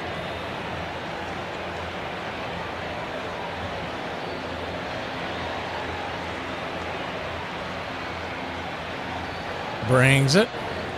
Check swing, went around, strike 3. Riley's second strikeout tonight in as many at-bats. Will go to the bottom of the third, trailing by 1 here in Braves country. Hey, who's your hall pass? Diplo. What is a Diplo, first of all? He's a DJ. Diplo, that's the guy? Yeah, that, yeah. Is it a guy, first of all? Is that a thing? Yes, Diplo, he's a guy. He's a DJ, and he has these tattoos, and he's don't worry about it. Who's Gross. your hall pass? Your friend Brooke. That's not how this works. You can't name someone in real life that you could actually have access to. Why not? Like my friend Brooke, are you serious? She's cute. She comes over all the time. You cannot say that she's a hall pass. Why not? That's not how this game works. You're What do you supposed to mean? pick a celebrity. Like pick like Margot Robbie or Megan Fox or like anyone else. My friend Brooke? Yeah. Even if you get the sense that George Brett is as happy as ever right where he is, he'll always be part of the history of baseball and Kansas City. He'll always be the star of one of the best stories the game has ever told. What he did here will always remain just like a movie reel in my mind. Just, turn it on again and let it roll. Here's third baseman George Brett. High drive, hit the right field. It's gone. When you play as long as he did and do the things that he did, I really just helped put the Royals on the map. I think these are things that people remember. Well, he is. He's out. Yes, sir. Brett is out. Look at this. Brett is out. He's steaming back. George Brett is the Royals. He did everything you could ever want to do as a baseball player in Kansas City and his whole career. So, in my opinion, George Brett is the Royals. I don't imagine his legacy is going to fade. George is just a name that is going to live, I think, forever in Kansas City. Number 3,000 for one of the great players of all time, George Brett. Number 5 of the Kansas City Royals. It was a fun run. If I had to do it over again, I would do it exactly the same way. Hey, I don't know who need to hear this. Hey, if you don't like America, go to another country. I love this country. I'm protecting it. Welcome back. Thanks, Charlie. That's what I thought. I thought I saw him say that last night, but I can't always keep up with the chat, so sometimes I read things and don't realize people are just screwing around with each other. Righty-lefty matchup started off. Gavin Sheets, the number 5 batter, first pitch. Outside wide, slider misses. It's 1-0.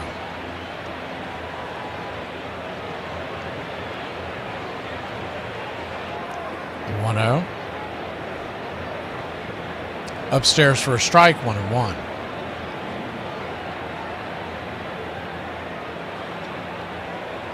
He says that every night, SSW. That's like his catchphrase. The 1-1 pitch, down and in, 2-1. So a 2-1 count.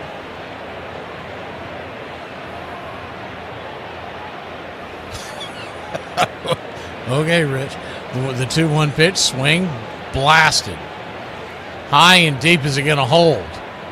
Michael Harris will catch it at the back of the, right there at the warning track.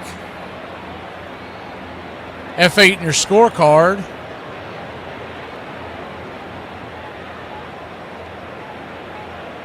Man, I thought that thing was going to start leaving.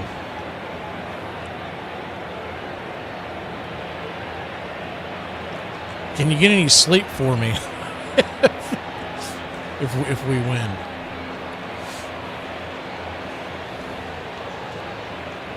First pitch right there is a sinker for a strike. It's 0-1.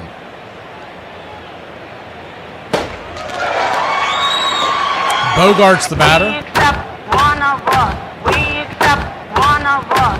Uber gobble, Uber gobble, Uber gobble. One of us. We accept that one of us. We accept that one of us. Uber gobble, one of us. Uber gobble, one of us. Uber gobble. Shut up! Oh my God, I don't care! The 0-2 count, down and in, 1-2. One of them slipped by me. I didn't see.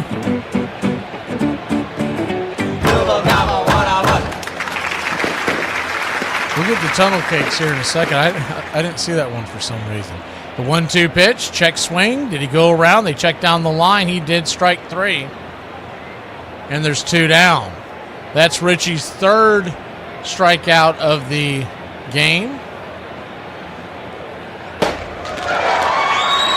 Welcome in, tunnel. We accept one of us. We accept one of us. Uber gobble, Uber gobble, Uber gobble. One of us. We accept that one of us. We accept that one of us. Uber gobble, one of us. Uber gobble, one of us. Uber gobble. Shut up! Oh my God, I don't care! First pitch on the way is inside for a ball. It's 1-0. Drake Baldwin challenges that one. We might have to take him to an eye doctor. Uber gobble, one of us. Wrong, wrong, wrong, wrong. So that'll take one of our challenges away. Wrong. You're wrong. You're wrong. 1-0, pops it up. Third base side, Riley gets stretching his glove out, could not quite reach it. 1-1.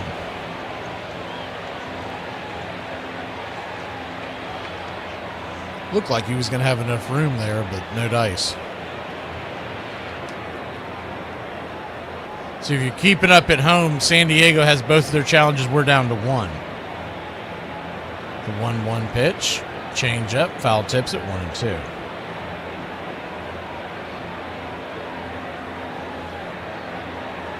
It's really strange because he's been very good beginning of the year.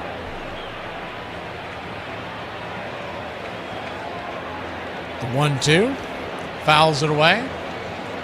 Change up. Richie's at 60 pitches now.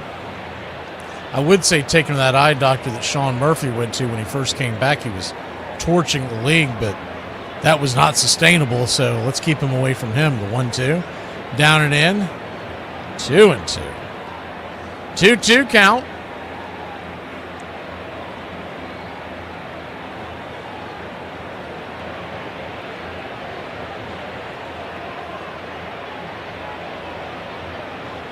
The pitch from JR. Check swing. They check down the line. Strike 3. Got him. So we'll head to the top of the 4th. And 4 strikeouts for JR Ritchie. 4 earned runs as well. We'll be back. Braves trail by 1. Time to grab the sticks. Good afternoon, everybody. What a day. I use a drink. Nothing like a cold one after a long day, huh? So, how much do you drink? I'd say I'm good for about 10 or 12. 10 or 12 a week? That's not bad. About a week. You drink 10 or 12 beers a day? You counting beers, too? How reckless of me. I made you all wet. Yes, but my martini's still dry. She turned out to be a part-time model and a full-time pickpocket. Oh, yeah. I've been known to drink a beer or two. But then again, I've been known to do a lot of things. You drinking anymore? Oh, me? No, I quit drinking, dude. You never gonna drink again? You wanna stop at the bar by the Chinese restaurant? Just get a quick shot, me and you, and then we'll go. Yeah, the bar they got in the back. The Chinese bar? Okay. What's shaking? All 4 cheeks and a couple of chins. I thought you said they didn't have alcohol. Run back to your mix master. Cook up a few more of these. Cigarette? No, I never touch them. Yeah. I suck them down like Coca-Cola. I expose people to magic. I expose them to something they're never otherwise going to see in their boring, normal lives. And I gave that to them. I may forget about them tomorrow, but they'll live with that memory for the rest of their lives. And that's a gift, man. One of the women said that she was afraid she might OD. I thought that was a lemon drop. I didn't think it was tequila. What's that got to do with me? You and me are gonna have a small talk later on. I'll be busy thinking of things to say. Doesn't your wife ever complain that you never spend any time with her? Would you? Could you keep it down to a low roar? Some of us have to work. Put that money down, pal. Yeah, I'll be ready. There goes the 2 weeks at camp. I promised the kids this summer. My birthday, give me a beer, stick a candle in it, and I'll blow out my liver. Here's to feeling good all the time. Perfect. Cheers. Cheers. This crowd's back into it now.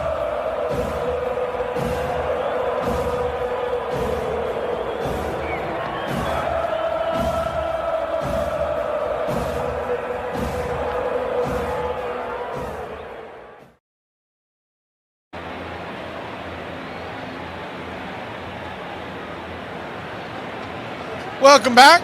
Rowdy Tellez leads us off. The left-hander Hart goes back to work, fires a four-seam fastball high and out of the zone. It's 1-0.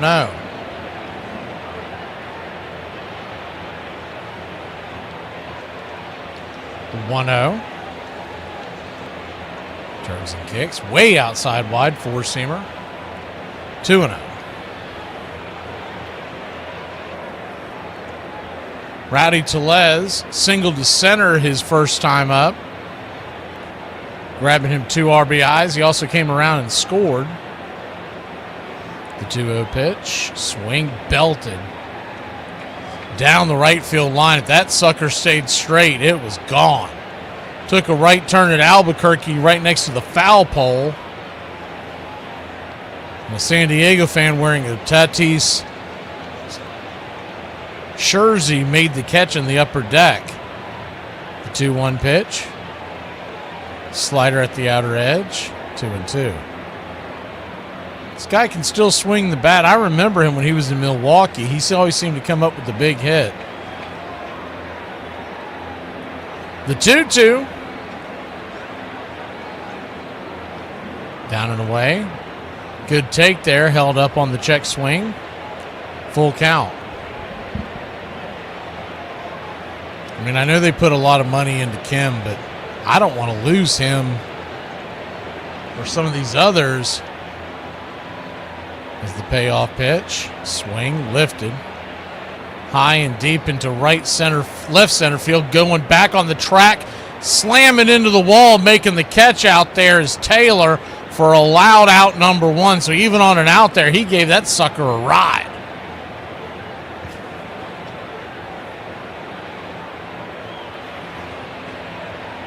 That would have been an oppo-boppo. Well over 400 feet if it just went a few more extra feet. Good running catch there by Taylor. Yastrzemski, the batter. Lefty, top of the 4th. Braves trail by 1, the first pitch. Chops the slider down and away. Towards the first base dugout, it's 0-1.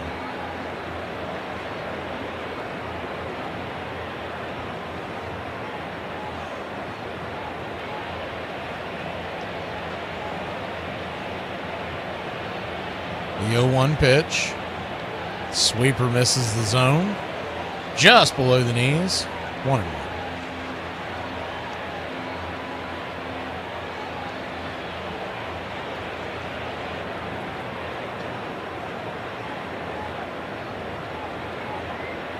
The 1-1.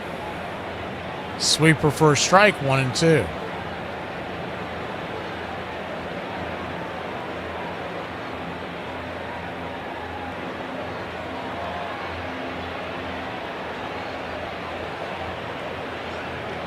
Kicks and fires, caught looking, strike 3.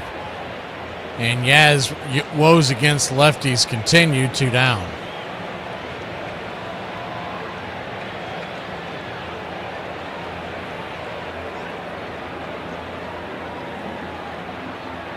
Michael Harris will come to the plate.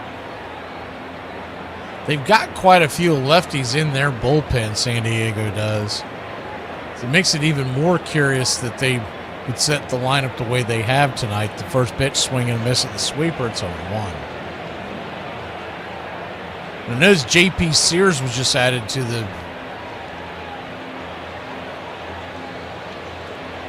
the roster. He's a former starter, but I would think he's a bulk reliever at this point in his career. As the 0-1, swing and a miss. Wildly at the sweeper, down and away, it's 0-2. Hart sitting at 37 pitches. Don't know if they'll keep him in to face Olsen and Smith, who are 2 and 3 batters away, or if they'll go somewhere else if Harris can't get on here. The 0-2 count. Swing, rips it into right field. That's down for a base hit. And it's a 2-out single for Money Mike, and maybe that'll be the start of something here in the 3rd inning, trailing by only 1. What they know about that? God bless you, Mike. Keep your game tight. Never know. You know what I'm saying? I got a little razzle-dazzle.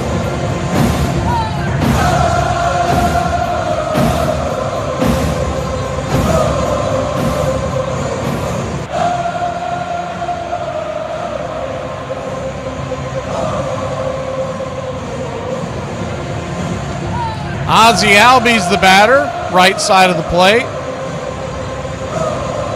First pitch to the whiz, way outside. Why that ball's going to go to the backstop, and Michael Harris will scoot on up to second. I feel the need for speed.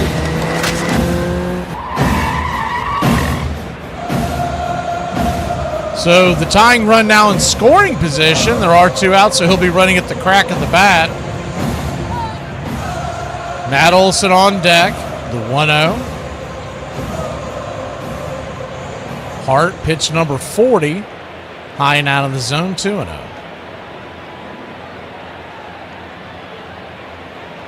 Infield playing back and to the left.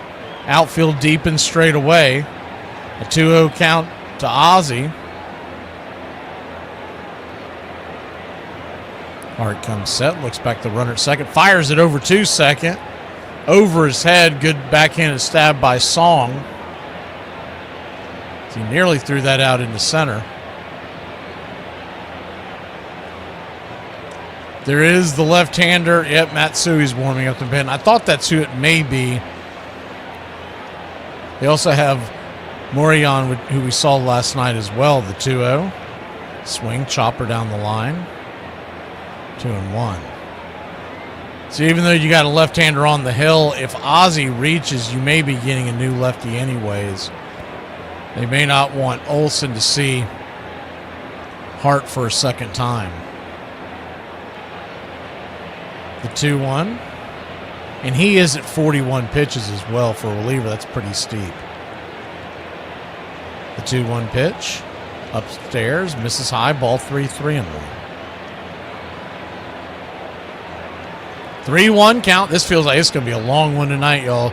Might want to put a pot of coffee on or something, because we're only in the 4th inning, starting in the 4th inning. And we're an hour and a half deep into this one. The 3-1.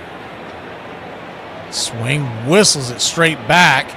Got a piece of the backstop there. See if he's okay. Behind catcher Duran is sitting right on his keister.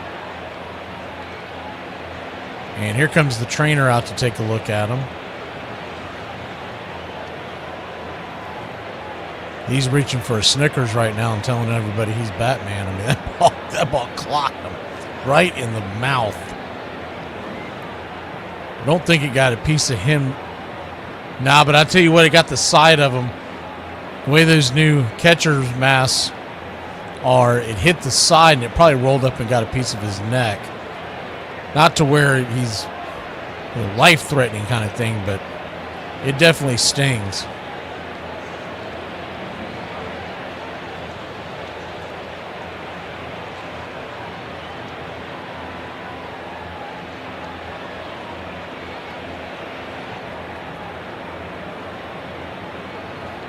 They continue to look at Duran, San Diego catcher, as Ozzie Albies pats him on the back. You got a full count.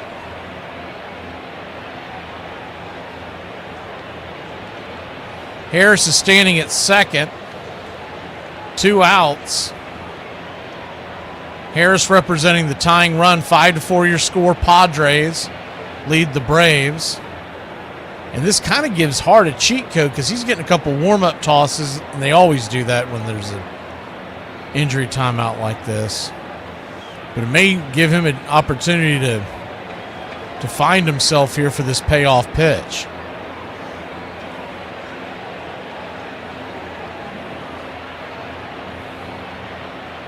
The infield back into the left.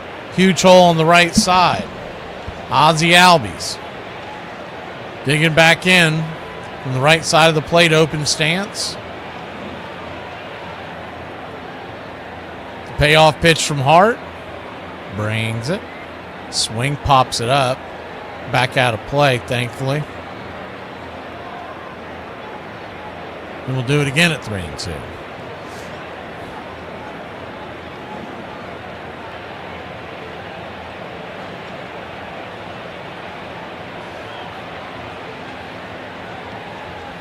The payoff pitch.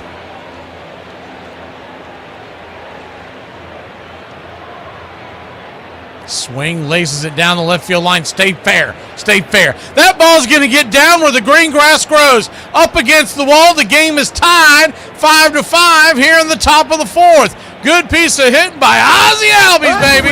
I'm the Wiz. I'm the Wiz. I'm the Wiz, and nobody beats me.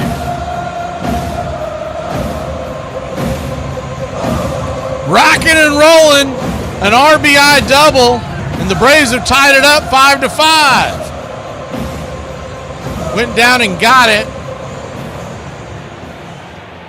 It was a splitter down and in, and he smacked it towards the left field corner, and that's going to be it for Mr. Hart. We'll take a quick break.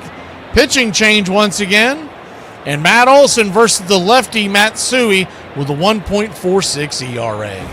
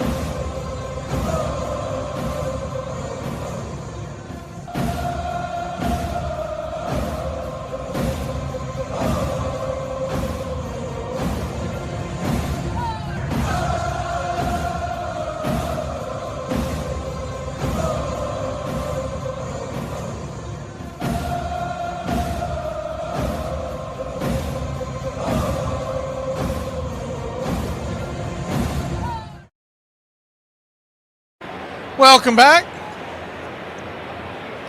Lefty-lefty matchup, Matsui versus Matt Olson. The first pitch high and out of the zone goes to the backstop, and Ozzie Albies going to scoot on down to third base, and all right. 90 feet away now from taking the lead. I feel the need for speed.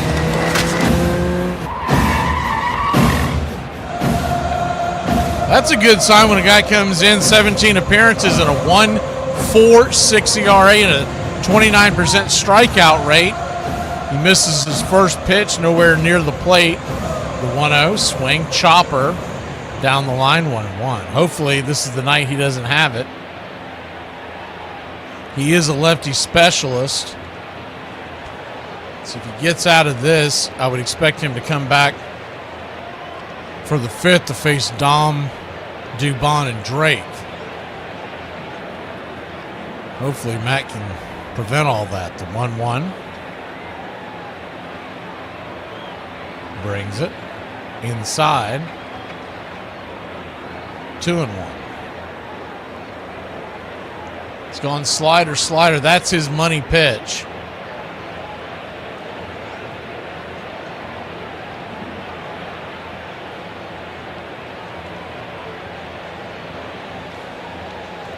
The 2-1 pitch. Swing and a miss. Splitter. 2-2.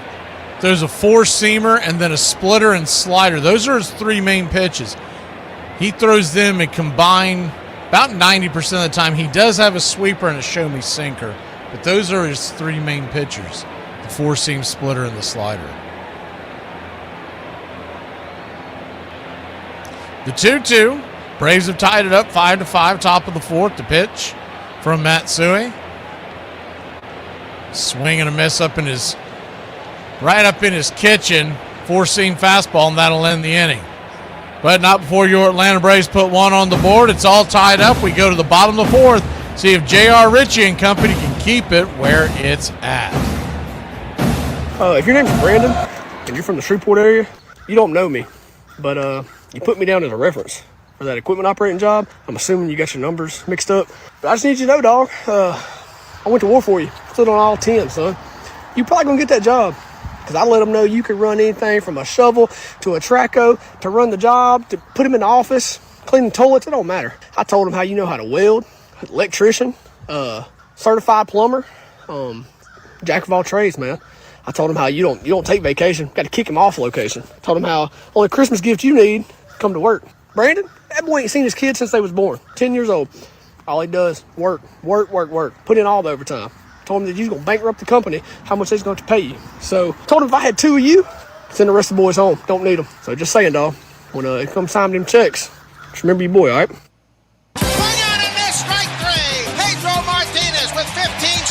And the 3-time Cy Young Award winner relished his role. You have 3 ways that you can attack a hitter: in and out, up and down, and back and forth by changing speeds. Pedro mastered all 3 of those elements. The end result of Pedro's prowess were some of the greatest pitching seasons the game has ever seen. This is a man who in 1999 and 2000 had 2 of the greatest pitching seasons in the history of baseball. And the difference between his ERA and the league average is well more than 3 runs per game. That differential is ridiculous. And his 2.91 ERA plus in 2000 is the best in the modern era. He knows he's going to get it, he just doesn't know when. Pedro's mark of 10.04 Ks per 9 innings is the highest ever for a righty with 2,000 innings. And his whip is 3rd best. You talk about domination. Bottom line, Pedro Martinez owns the highest career ERA plus of any starting pitcher ever. Braves Country Radio, your home for the classic call of Braves Country Baseball. First pitch to start the bottom of the 4th is a sinker, banged down the line, foul. It's 0-1. The 0-1. Duran, the batter, number 8 hitter.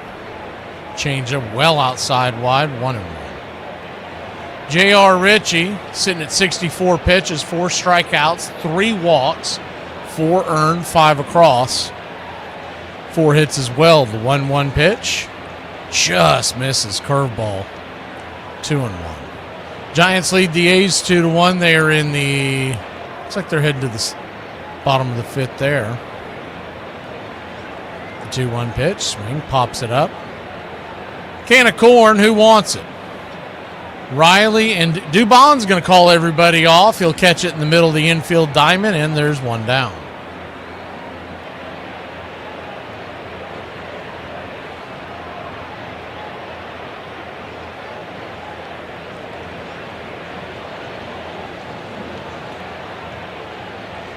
5-5 your score, bottom of the fourth. First pitch upstairs, misses high. It's 1-0. Now we know that the Padres have the best closer in baseball in Mason Miller. But if you look at is the 1-0 right there at the knees, 1-1. You look at this game and what they've used already in the bullpen, the Braves can keep this close and maybe even grab a lead later on. Our entire bullpen's ready to rock. The 1-1, cutter misses high, 2-1.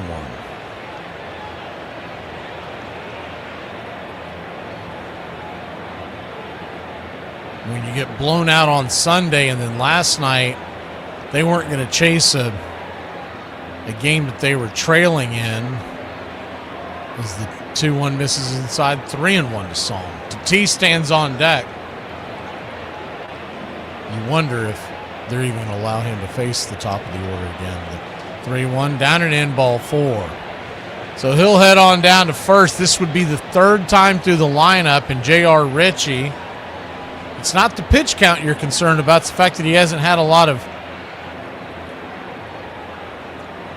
success. He's only at 71 pitches, which is fairly high for the beginning of the fourth inning, but it's the first pitch on the way. Throw goes down to second base. The runner tries to steal, and Song stole that all the way. That kid is lightning fast, and he stole second base with ease. Take another look at that and see if... Oh, yeah, he got a huge jump. Ritchie wasn't even paying attention.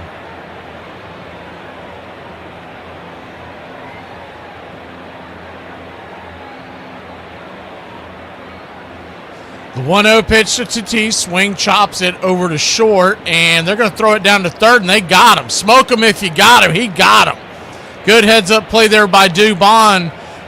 It's what he wished he would have done when Tatis was making his rounds last time, but this time he took care of Song, who was going second to third, cut in front of the play, and that's always a no-no.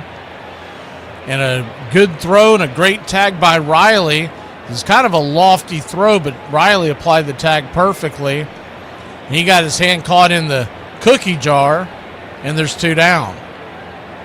You got to figure Tatis. Ooh, man, if that pickoff throw is near the bag, he's going to get him. Tatis was leaning,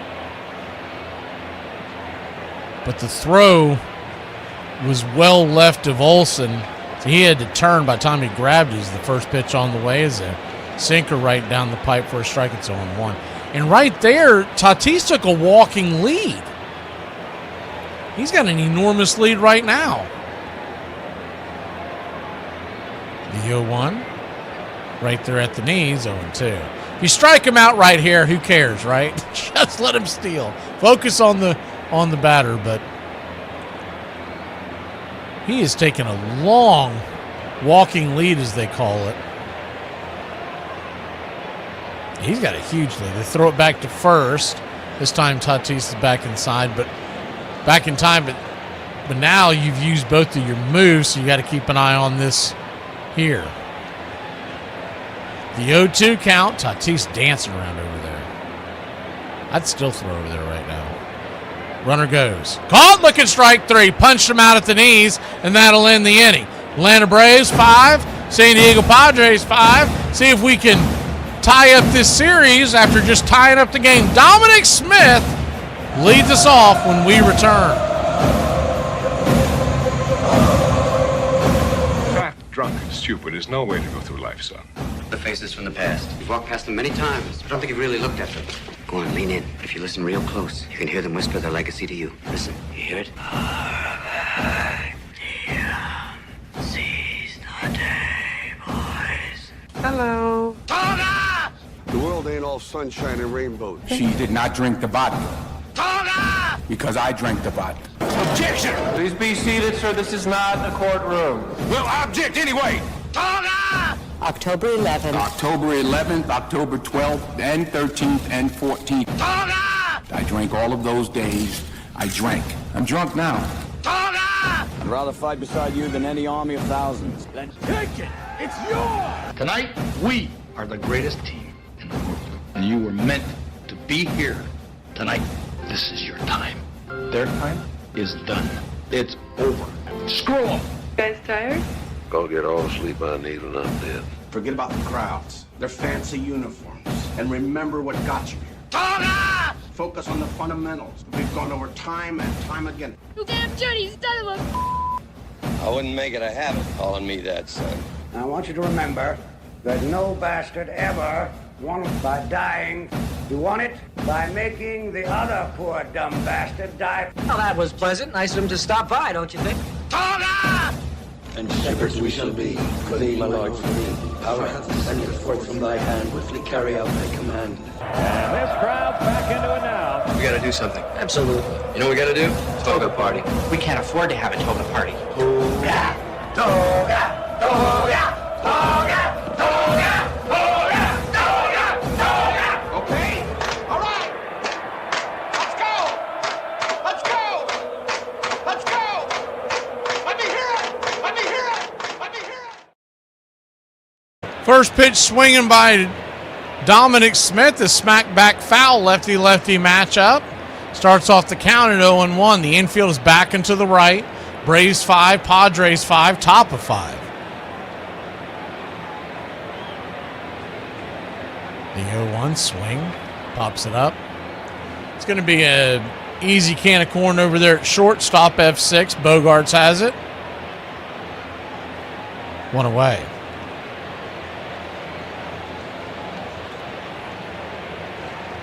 One up, one down.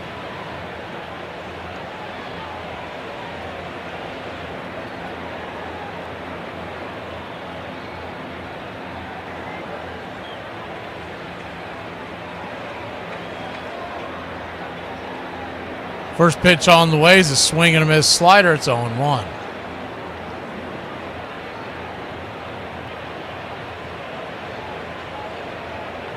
Mauricio Dubon, the batter. A little bit of history here in Braves country. Is the 0-1. In the dirt, 1-1. Back in 1953 on June 23rd, Atlanta Braves signed a 17-year-old high schooler by the name of Joey J. He was an amateur free agent, but that wasn't the big deal. He got a bonus baby contract, is what they called it in the days. It's a $20,000 contract. But what made it significant is the 1-1 in the dirt. Splitter misses 2-1. The right-hander will end up posting a 99 and 91 record with almost 999 strikeouts. I mean, come on. I went back out there for another one. Anyways, and a lifetime ERA of 3.77 in his 13-year career. But what made it significant is that he becomes the first, as the 2-1 pitch, swing belted, high and deep, going back on the track. Zip, boom, boom, it's gone! Ram-a-lam-a, ding-dong, a solo shot. Get out of your seats, baby. It's 6-5. Good God Almighty, the Braves are still alive. But of course. One of life's finer pleasures. Woo, baby, it was that witchcraft. Clocking and rocking over the left field wall. See how far that puppy flew. Can I interest you in 388 feet?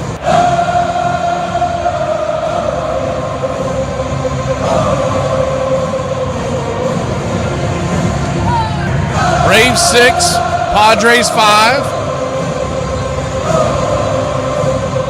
It's Drake Baldwin. The count is 0-1. The 0-1 pitch. Swing, slices it back foul, 0-2.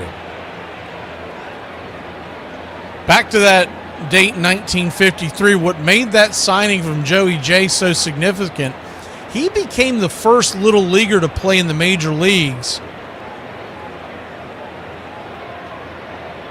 when he holds the Phillies scoreless the following month in 2 innings of relief at Connie Mack Stadium. The pitch in the dirt, slider 1-2.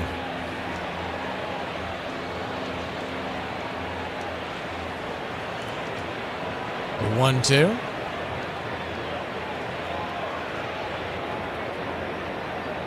Matsui brings it.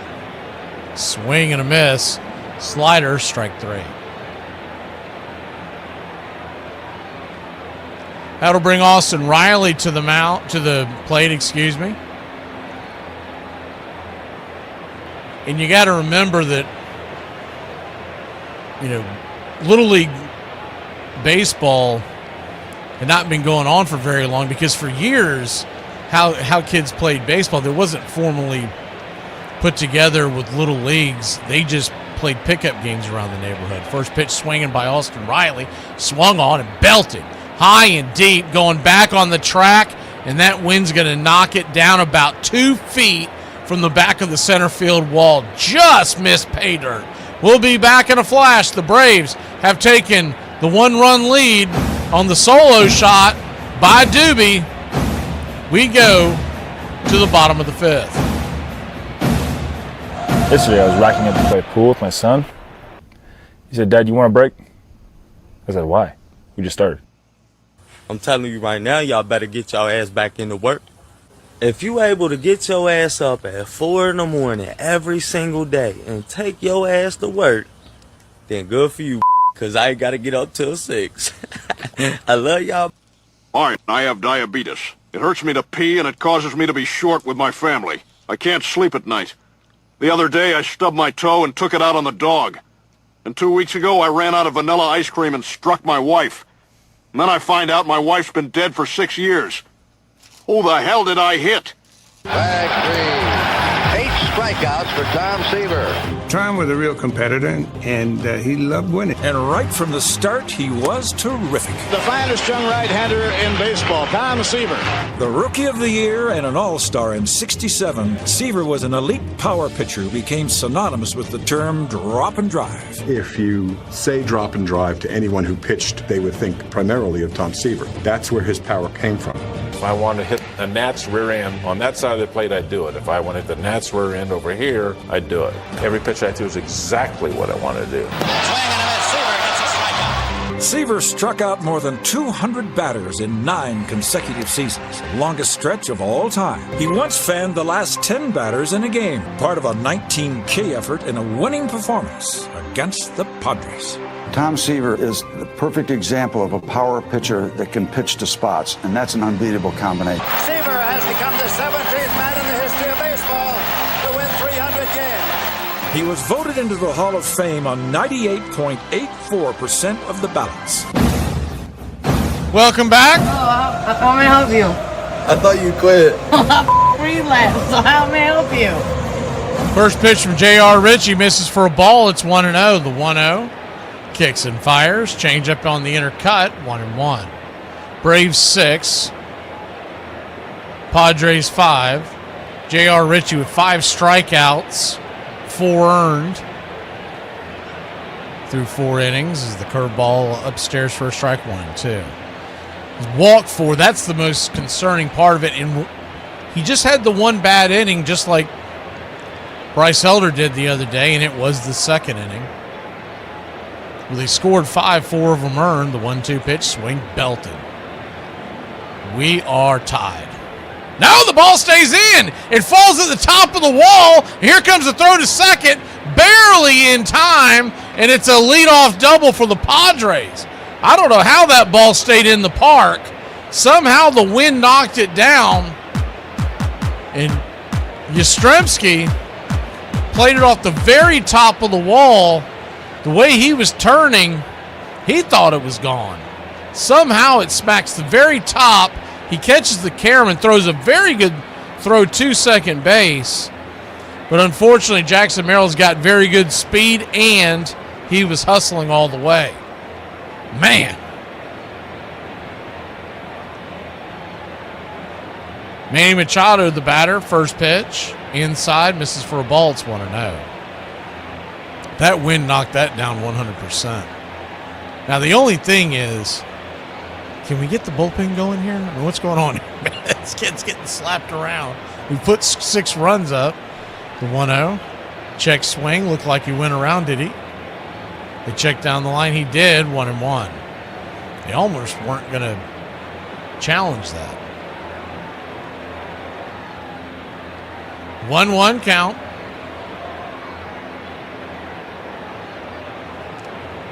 Curveball misses 2-1.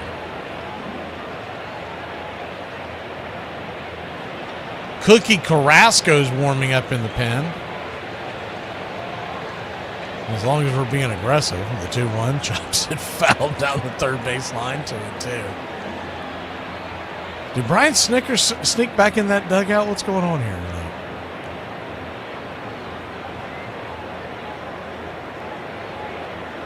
He used to always say he wouldn't chase wins, but my God, we've got a 1-run lead.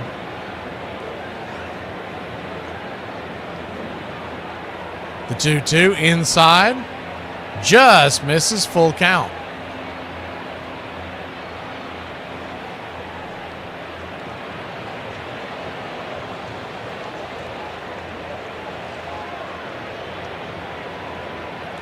Payoff pitch. Spins around, chases the runner back to second base.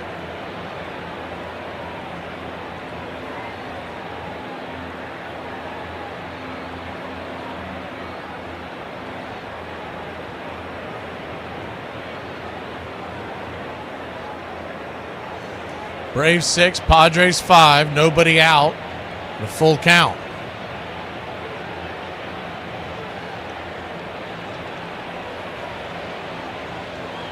The 3-2.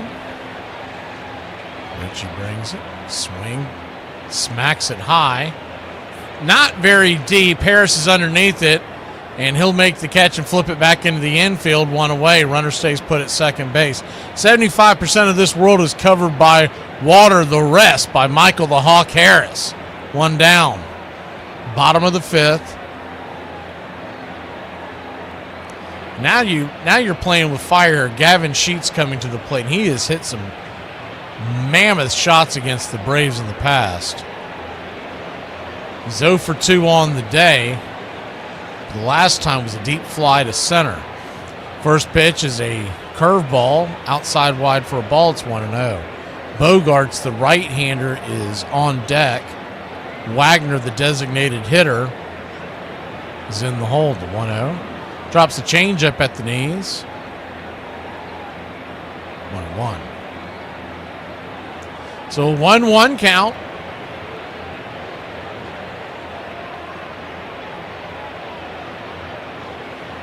Chopper over to first, just foul.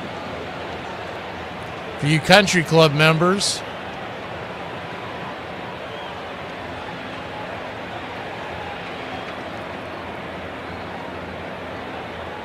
we do have the JR strikeout emoji in the chat. He's at 5 right now, the 1-2 from JR. Check swing, did he go around? They check down the line. Just held up.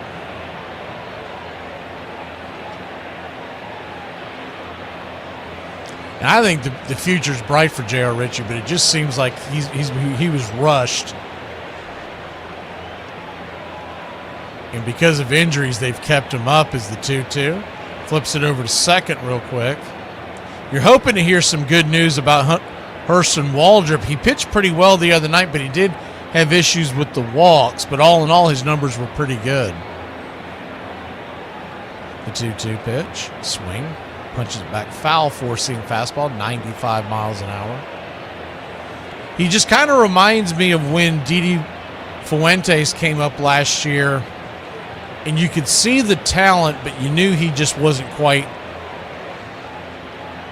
polished enough yet. The 2-2. Swing and a miss, strike 3. Good curveball there. 2 down. And typically what happens with these guys when they're not quite ready, you'll see the flashes, but there's always that one inning, maybe even 2, where they cough up runs left and right because the command isn't quite there yet. And I don't think he's a candidate to be put in the bullpen. I think he's a guy that needs to go down, and he's a starter, 100%. First pitch to Bogarts is inside. For a ball, it's 1-0. What makes Didi so so enticing to keep up is because he's got that elite fastball. And if he's just coming in for 3 outs, he can be deadly. The 1-0. Outside wide ball 2-2-0. So a 2-0 count. And plus, we just like to say Diddy Party. Or Diddy Party. The 2-2. Or the 2-0, excuse me, 2 outs. Runner at second, deuces wild. The pitch. Right there, bang at the knees. Sinker. 2-1. If he could get out of this inning with the lead, you wouldn't say it was a good outing, but you would say it was a respectable one to be able to bounce back. The 2-1 pitch. Inside, 4-seam fastball misses. 3-1. Wagner is on deck. You do wonder if they would have him face Wagner, if they would go to the pen. If he walks him here and loses him. The 3-1 count. Right there, curveball, full count. When that curveball's been working, it's been snapping and it's been a pretty thing to watch. He just hung a few and Padres batters made him pay. Same two teams back at it tomorrow night. It's an hour earlier. 8:15 we come on the air. 8:40 Eastern first pitch. I know it's weird. That's just the way they do it. The payoff pitch. Swing and a miss. Strike 3. And if that's the last pitch of the night for J.R. Ritchie, he deserves a little bit of applause. He walks away with 7 Ks. And not to mention the fact he's got a lead. We go to the 6th here in Braves country.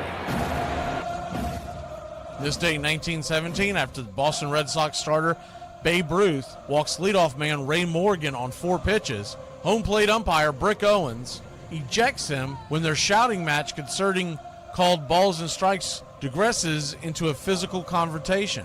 Ernie Shore comes into the contest, retiring the next 26 batters, with Morgan thrown out trying to steal, second on the reliever's first delivery in the 4-0 victory over the Senators at Fenway Park, a game that is considered Major League Baseball's first combined no-hitter. On this date, 1962, Larry Doby becomes the first player with Major League experience to sign with the Japanese team. The future Hall of Famer will play with Janucci in the NPBL, but the former Indians outfielder will hit only .225 for the Dragons. And if you think your team's going through a slump, on this date in 1963, the Colt 45s, 40 consecutive innings without scoring a single run, ends with Howie Gauss's second inning single in an 8-1 loss to the Reds at Crosley Field. Houston will immediately begin another scoreless streak of 30 innings before scoring again. 70 of 71 innings scoreless, a Major League record. And that's your Braves Country Radio on this date in baseball history.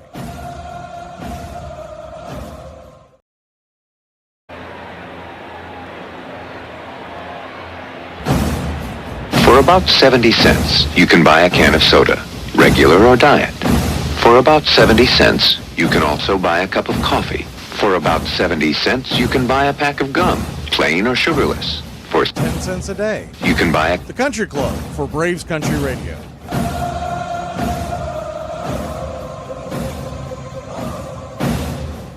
Rowdy Tellez leads us off. Rowdy Roddy. However you want to say it. 4-seam fastball. Takes it right down the pipe for a strike. It's 0-1. Rowdy's 1 for 2 on the day, batting .286 on the year. A single to center. 2 RBI single. He also came around to score the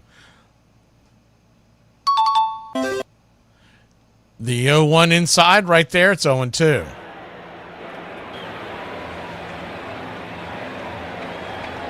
So an 0-2 count. Matsui, the reliever, still on. And with Yaz coming up next, you'd think he's probably here for the entire inning if they can get him through. Michael would follow us with 3 lefties. The 0-2 in the dirt, good take. Slider in the dirt, 1-2. They had to have known, though, they were going to set themselves up for stuff like this. Eli White is on deck. So scratch that. It'll be lefty, righty, lefty as Harris is in the hole.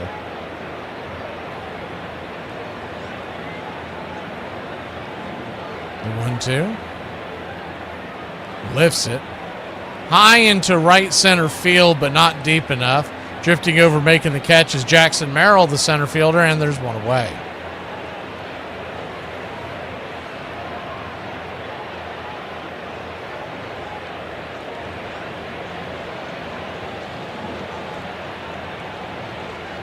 One down, and the infield will play it back into the left.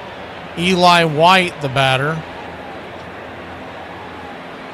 Doesn't bunt much, but I would really love to see him put the bunt for hit more into play with his speed.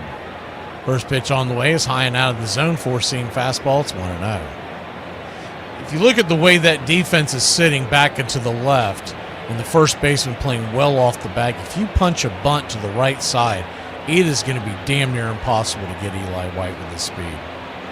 1-0. Outside wide 2-0. Because Matsui's delivery is bringing him towards the third base side as well. 2-0 count. Eli digging in. Takes a slider right down the middle. 2-1.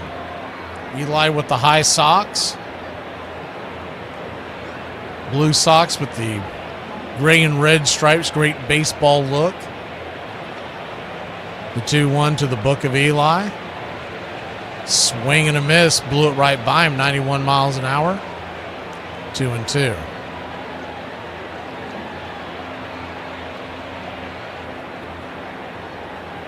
The 2-2.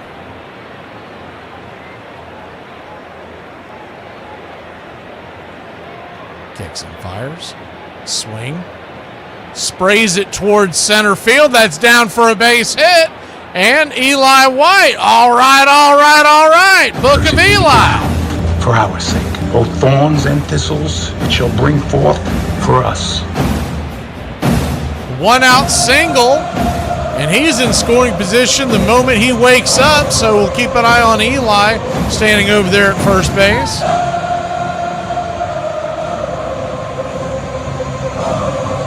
Money Mike coming to the plate, lefty-lefty. First pitch, showing bunt. Punches it at it, but misses for a strike. Slider inside, 0-1. He was thinking the same thing I'd been talking about. Is he was actually trying to drag it to the right side because of Matsui in his delivery taking him towards third base. The 0-1. Swing and a miss, four-seamer, 0-2.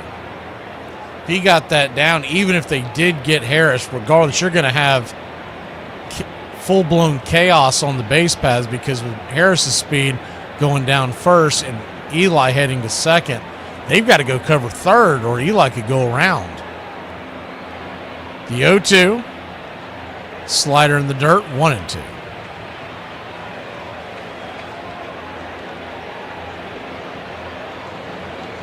Be a good time for him to get one of those corner rockets that he likes to smack down the right field line, rattle around for a while. Eli would score for sure. The 1-2 count. Swing, rips it down the right field line. Go, baby, go! That ball's going to get down for a base hit. Eli heading to third, and it is a 1-out double for Money Mike. Good piece of hitting there by Michael Harris II. What they know about that? God bless you, Mike. Keep your game tight. Never know. You know what I'm saying? I got a little razzle-dazzle. Wasn't quite that corner rocket I was talking about. They were able to cut it off at the pass. He smacked it down the right field line. We've got Speed standing at second and third with 1 out. Pitching coach coming out, Ruben Niebla. I was close, just no cigar. If that ball gets past the right fielder, it's hit just a little harder, Eli's coming around to score. Ozzie Albies is going over talking to Matt Olson as there's a mound visit going on. He's probably telling Matt, you know nobody's going to be on base when you come up. I'm about to knock this sucker out the park.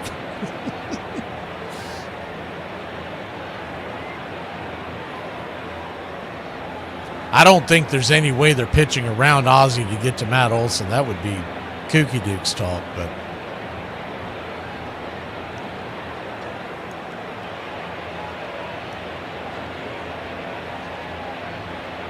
might just be going over a scouting report. They are going to walk him. They're going to walk Ozzie Albies to get to Matt Olson. Walking anybody to get to Matt Olson. It's bold strategy, Cotton. See how it plays out. Bases are loaded. Ducks all over the pond. Big Matt Olson coming to the plate. Lefty-lefty matchup.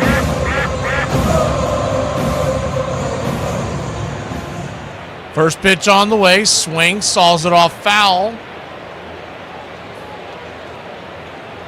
It's 0-1.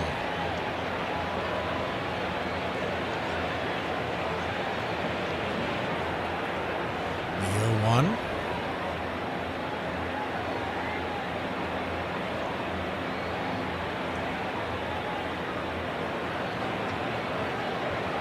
Kicks and fires. Swing, rattles it off his face mask.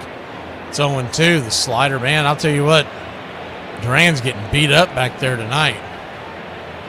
He's going to need an ice bath for sure. Olson just got underneath that one. Had it timed up perfectly, just missed it on the plane. Speed all over the base pass. You got Eli at third, Michael at second, and Ozzie at first. Had to shorten up the swing here, make sure you get a fly ball, at least double the lead.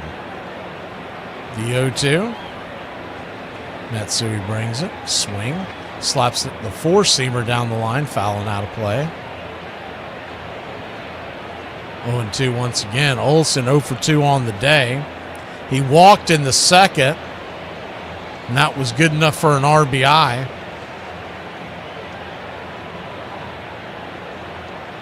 The 0-2 count.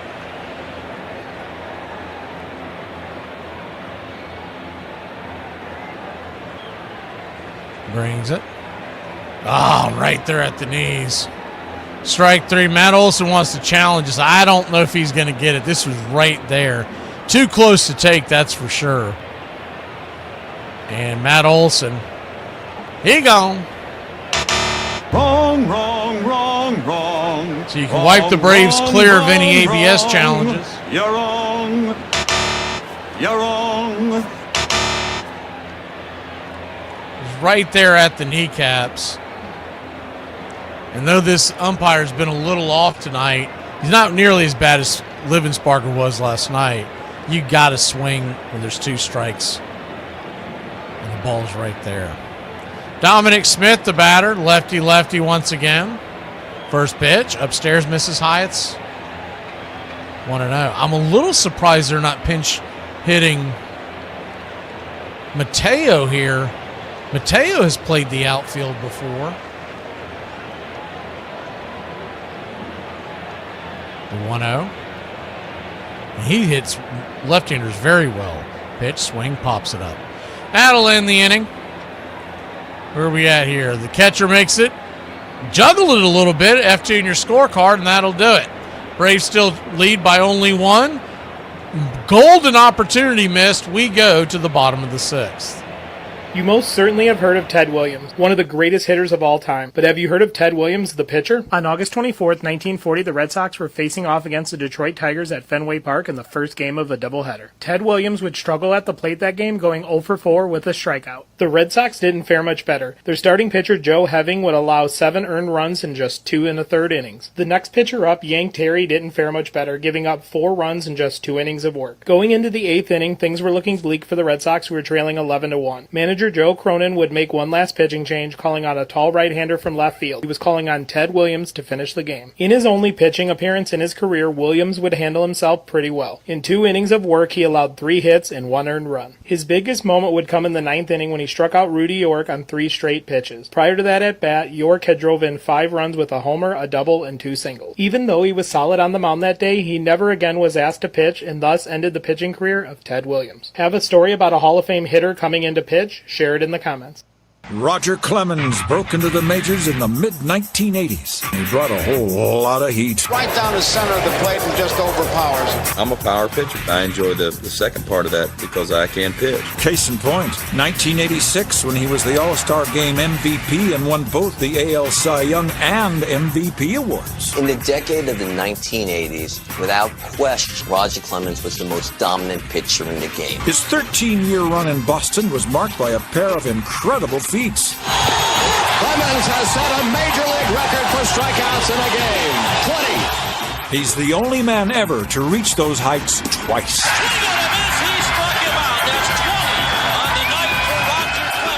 Roger, year after year, was just a great pitcher, and he was a fierce competitor. Join the Country Club today. Help support Braves Country Radio. Join the Country Club today.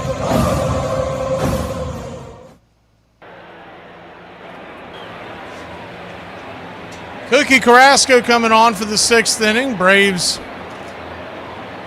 lead 6-5. Just missed a golden opportunity to open this game up a little bit. So Cookie Carrasco is going to come on, try to hold it where it's at. First pitch from Carrasco.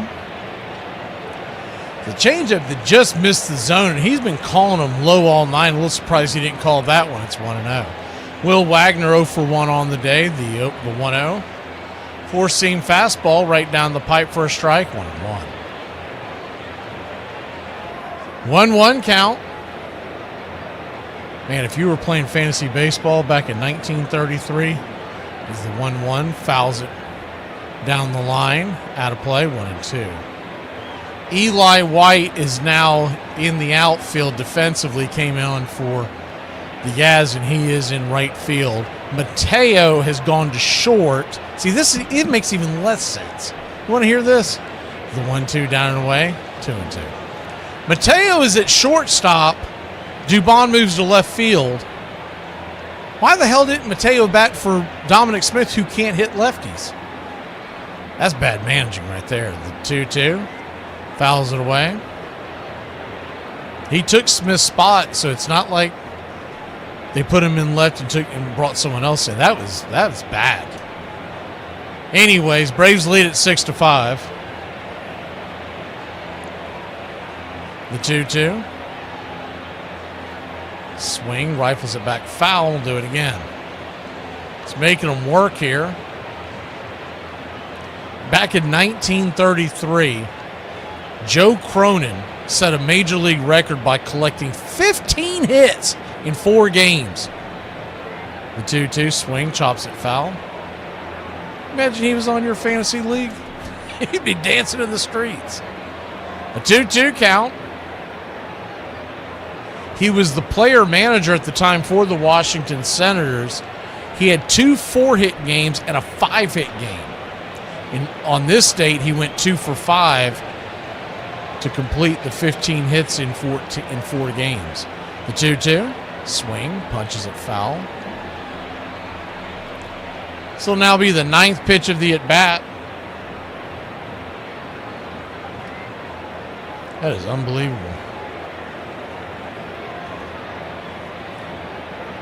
Of course, back in 1933, is the 2-2, change up down and in, 3-2. You weren't seeing a bunch of different relievers. You saw the same pitcher over and over throughout the entire game. So, if you were seeing someone well, you were going to smack them around. The payoff pitch, swing, rips it over to second. A one-hopper. Ozzy's there, flips it to Olsen, and there's one away. So a long at bat there, but Carrasco sends him down.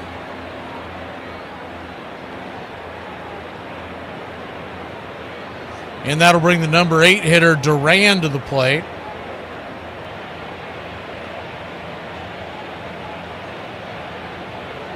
Righty-righty matchup. First pitch is a sinker at the knees. Called for a strike. It's 0-1.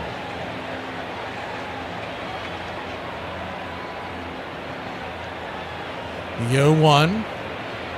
Kicks and fires. Drops a sinker. Called for a strike.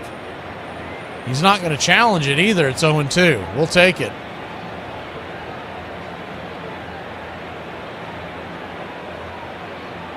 The 0-2 pitch, swing, chopper, changeup, foul. Do it again.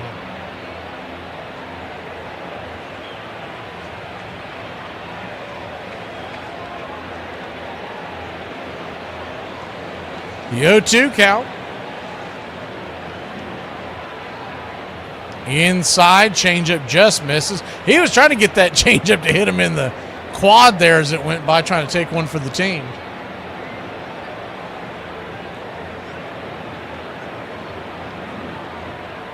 The 1-2 pitch. Swing, lifts it.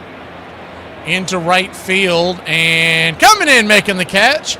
Easy grab, Eli White. 2 down.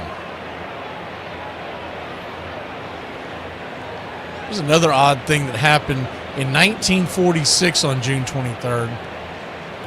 So what are we talking about, 80 years ago today? Leading off the top of the 4th inning, back-to-back inside the Parkers at the Polo Grounds. First pitch swinging, pops it up.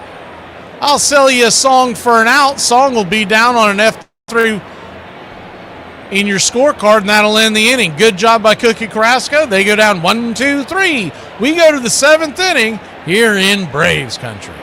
The guy at the Super Bowl who got caught cheating on his wife on the Jumbotron, his wife got him those Super Bowl tickets for his birthday, and she was planning on going with him until he was like, hey, my best friend from college really wants to go. Can I have the other ticket too? And the wife was like, okay, that's your birthday present. That seems cool. But it wasn't cool when the Eagles scored a touchdown and they show the people in the crowd, and then he's making out with not his best friend from college, but his female coworker from the Philadelphia office. So the wife's fuming, right? She just realized that she paid $14,000 for her husband to go on a date with his girlfriend. So what'd she do? She popped open his work laptop and started sending emails from his work email, and they were very inappropriate. And so the husband got fired this morning. The wife said she's already got a divorce lawyer that's ready to ruin his life.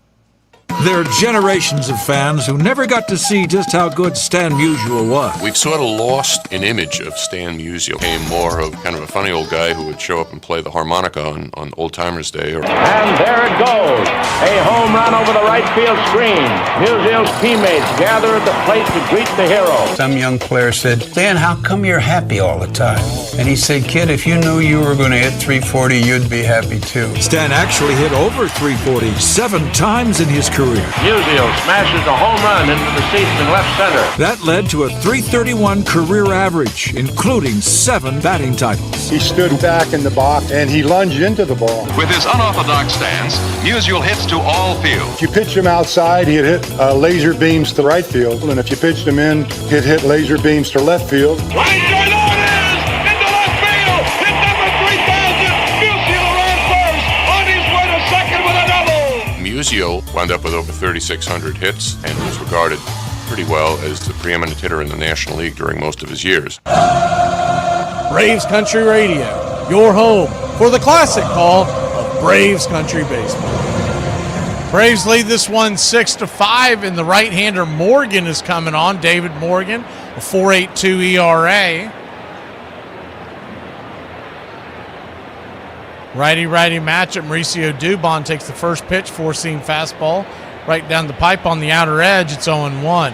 Dubon gave the Braves the lead his last time up with a solo shot.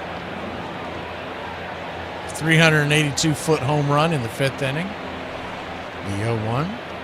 Whoa! Inside of that ball, get him. It spun him around. I don't know if that hit him or not. It looked like it might have. If it did, it barely grazed him.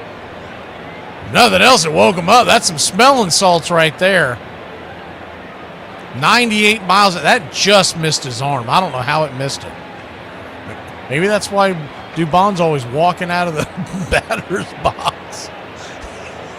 He can just sense they're trying to hit him. Man, that missed him by just inches. An inch. Centimeters. 1-1 count.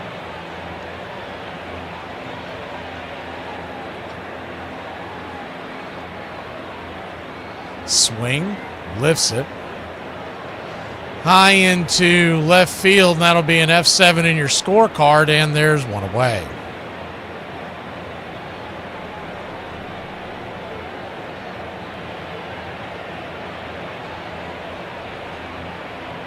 Yeah, so the two Cubs that hit the inside the Parkers in the fourth inning in 1946 on this date at the Polo Grounds, you would think you got that kind of luck on your side, you're going to win the game. First pitch on the way, swing and a miss to Drake Baldwin. It's 0-1. Not so much because the last place New York Giants would put 9 on the board at the bottom of that inning and win the game 15-10. I couldn't imagine seeing back-to-back inside the Parkers, the 0-1. Fouls it back, it's 0-2. So an 0-2 count.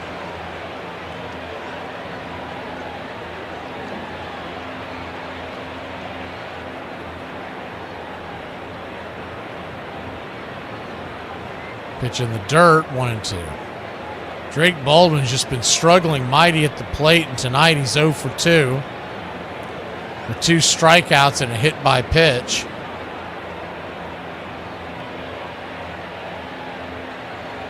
Still a little rust, I think, coming off that IL.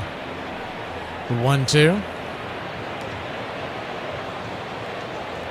Swing. Chopper over to second, backhanded by the second baseman. Song flips it to first, and they'll get Baldwin by a few steps, and there's 2 down. 2 up, 2 down, and Austin Riley coming to the plate. He's 0 for 3 on the day. He has struck out twice, and deep fly ball to center his last time up, but that was against the left-hander. On deck is Rowdy Tellez. Righty. Riley digging in. The first pitch is down below the knees, four-seam fastball, 1-0. Remember, the Braves are out of ABS challenges, so you're going to have to protect the plate even more than you normally would with 2 strikes, the 1-0. Slider, check swing. Right there for a strike, 1-1.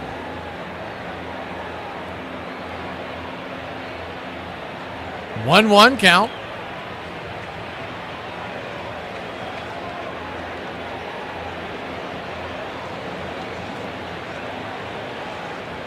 In the dirt, 2-1. 7th inning stretch coming up.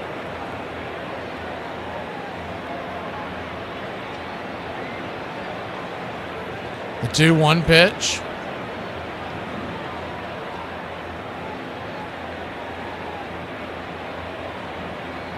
Swing and a miss at the sinker near his kneecaps. 2-2.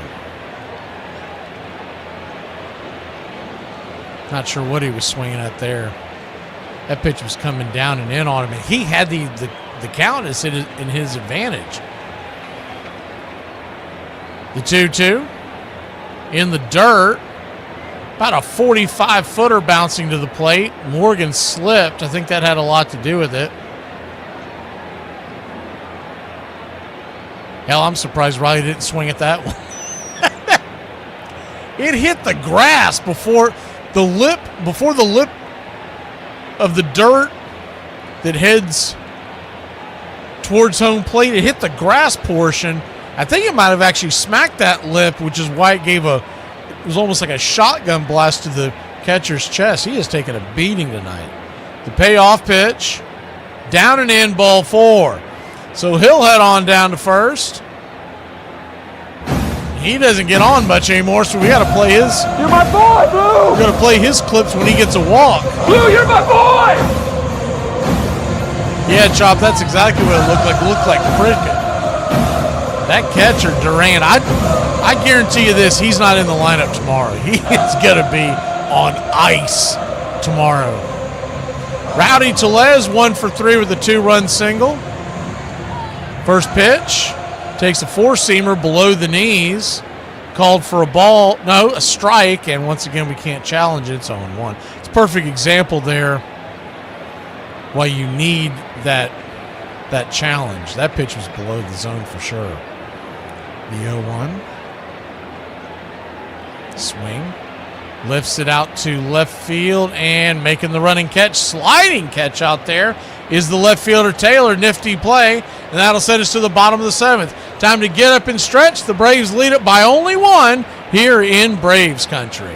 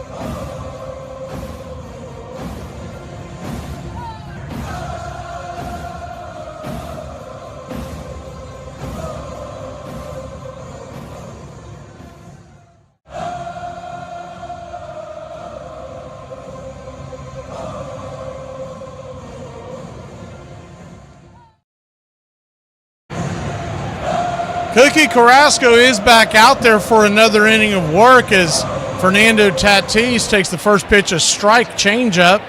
It's 0-1. Righty-righty matchup. The 0-1 pitch down and in. Changeup misses. 1-1. It'll be Tatis, Taylor, and Merrill if anybody gets on Machado. I saw something during the break that I've never seen before.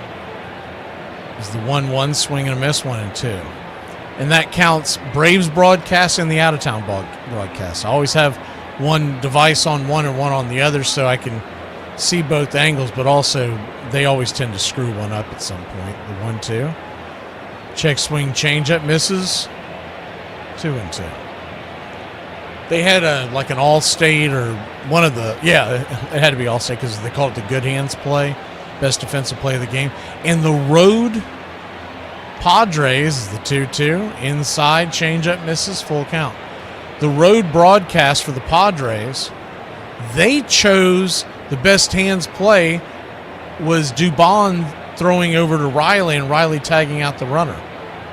Never seen that. Like they'll come up with some corny excuse to have anything to be the home team, right? The 3-2, swing, lifted, high and deep, and going back, she gone. We're all tied up here. They left Cookie Carrasco in for another inning of work, and it's all tied up at 6-6.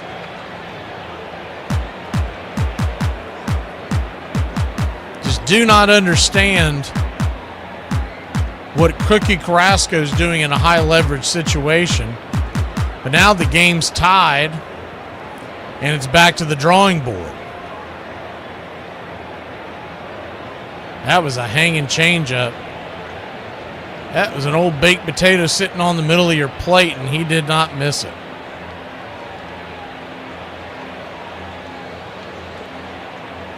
First pitch on the way to Taylor, drops a bunt down, dribbles foul. It's 0-1.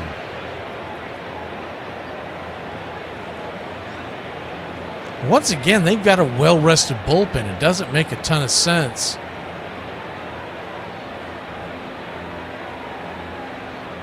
You could have went to Diddy again if you wanted a right-hander. As the 0-1 pitch, swing. Smacks it into the outfield. It's down for a base hit, and one on, nobody out here in the bottom of the 7th. Kiki Carrasco continue to get punched around. But as far as right-handers that would be available, top of the order, honest engine. I know it's the 7th inning, but I would have seriously thought about putting Carrasco in because you knew you were going to see Tatis and possibly Machado all in the same inning. First pitch to Jackson Merrill is nowhere near the zone. Changeup down and away. It's 1-0. But you had Denny Fuentes you could have brought in because he only came in for 1 out yesterday. Karinchak, probably not, but whatever. The 1-0, swing and a miss. 1-1. And then you've also got, from the left-handed side later on, you could have put Dylan Lee in the mix. But instead, it's a tie ball game now as they cough away the lead once again. This is the first time that I can remember watching Walt Weiss manage, and it reminded me of what we used to have to watch when Snicker was at the helm. He's been aggressive. I've been impressed by Weiss all week. Oh, the throw goes to first. They not get him? Man, that was close. Carrasco flipped it over to first. He was leaning. I guess he got back just in time. Man, that was close. He's still leaning. The 1-1 punches a bunt high in the air. Carrasco fumbling and tumbling. He will get out of the way as Riley makes the catch. They throw it down to first, so it'll be a 5-3 put out on a sacrifice bunt, 1 away. Runner at first, the go-ahead run heads down to second, and the Braves are in trouble here because you fall behind. You're going to be talking about seeing Mason Miller again.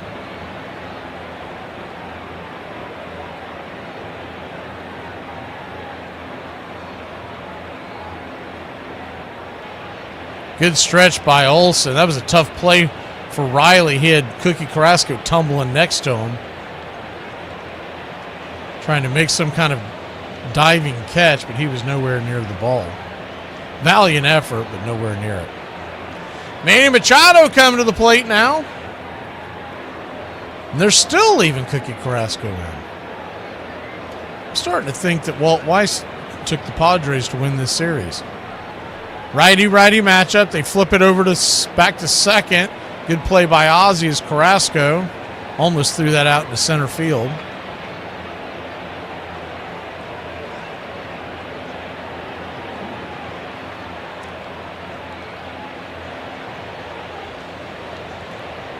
Carrasco, pitch number 28. Swing and a miss. Changeup over the top. It's 0-1. And now this sets up where now that they've tied the game, they're going to be more aggressive in their bullpen.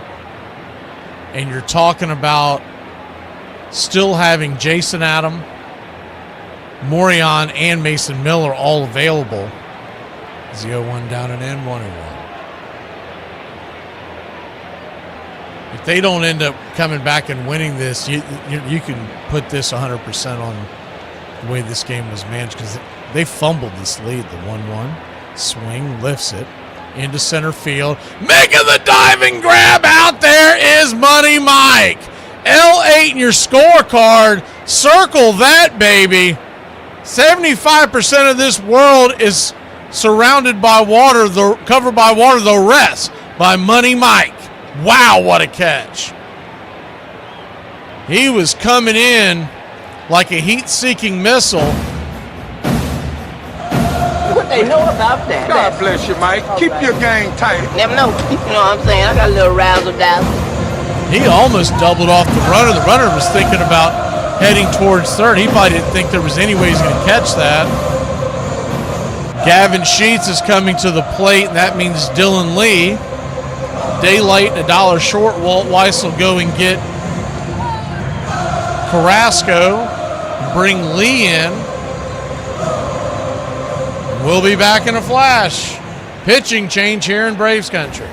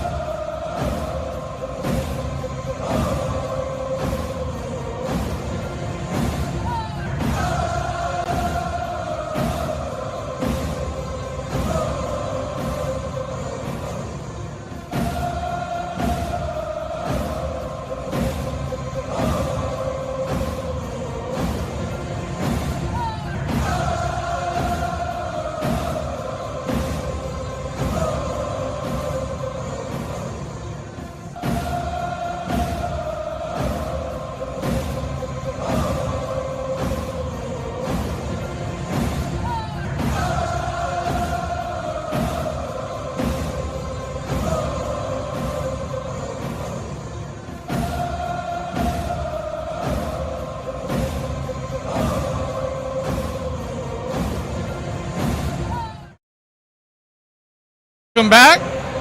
It's going to be Ty France swinging the bat. The first pitch pops it up, and just like that, Dylan Lee gets us out of the jam. So a pop-up will put it F3 down on your scorebook if you're keeping track at home, and we'll go to the 8th inning, all knotted up at 6. 106 miles from Chicago. We've got a full tank of gas, half a pack of cigarettes. It's dark, and we're wearing sunglasses. Hit it. I have come here to chew bubblegum and kick ass. And I'm all out of bubblegum. It's happy hour. When wins become losses And losses become wins. You guys going to happy hour? I'll come for a couple. Just a couple, though. Not like last time. I need a drink. When buying a beer, buying only one beer can cause a misalignment in your spine due to the uneven weight distribution.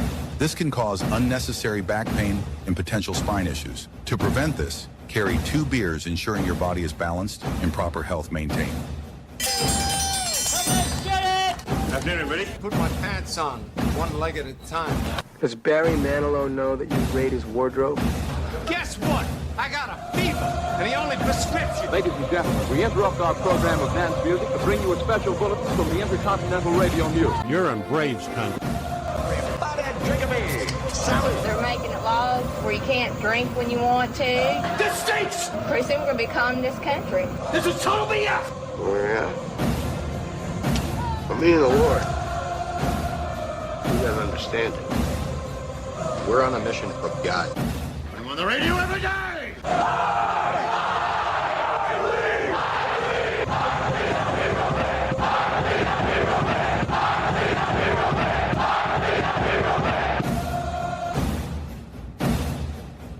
If you want to stop me, you're gonna have to kill me!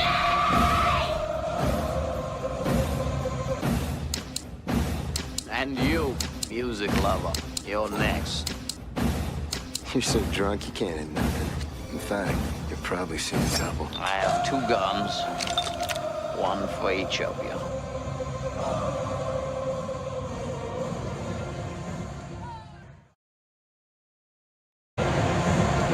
Welcome back. Eli White, the batter. First pitch is a sinker at the knees. Morion, as we thought, is coming into the game. The left-handed specialist set to face Michael Harris is due on deck. The 0-1 pitch, swing and a miss. It's 0-2. Braves have coughed up the lead a couple of times tonight at 6-6.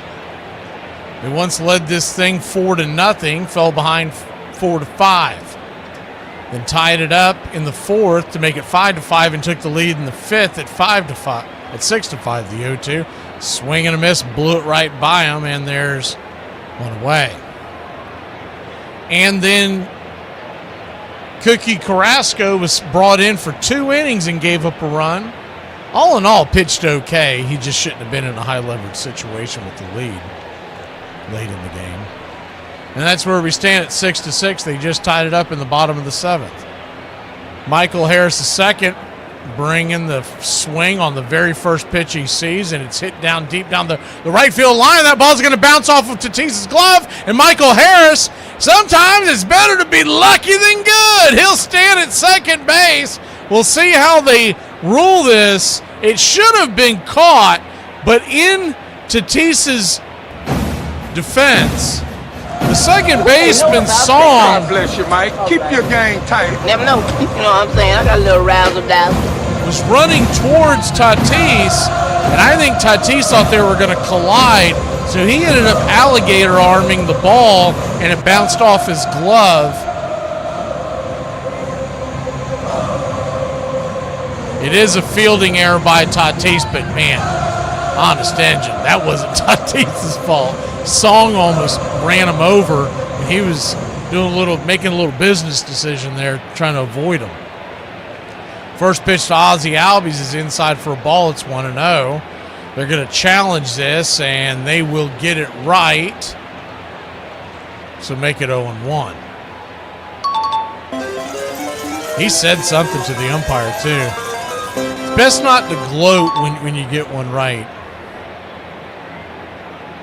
He said something smart-ass. I can tell you that, the 0-1. Down and in, 1-1. So a 1-1 count. Lefty-righty matchup. Ozzie is 1 for 3 lifetime with a double versus AM on the mound. Adrian Morion. On deck is Olsen. The 1-1 pitch swing. Dribbles it back up the middle. Should be an easy 4-3. It is, and there's 2 down. Olsen will be coming to the plate, but there are 2 outs, so a fly ball will not tie the game, or will not give you the lead. It's going to have to get on base somehow, unless we can get a wild pitch pass ball involved here. Mateo standing on deck.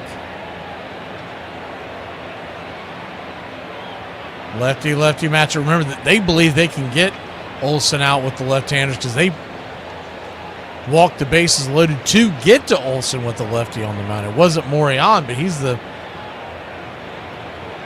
their back-end specialist. First pitch misses inside. It's 1-0. 1-0. Slider right down the pipe. 1-1.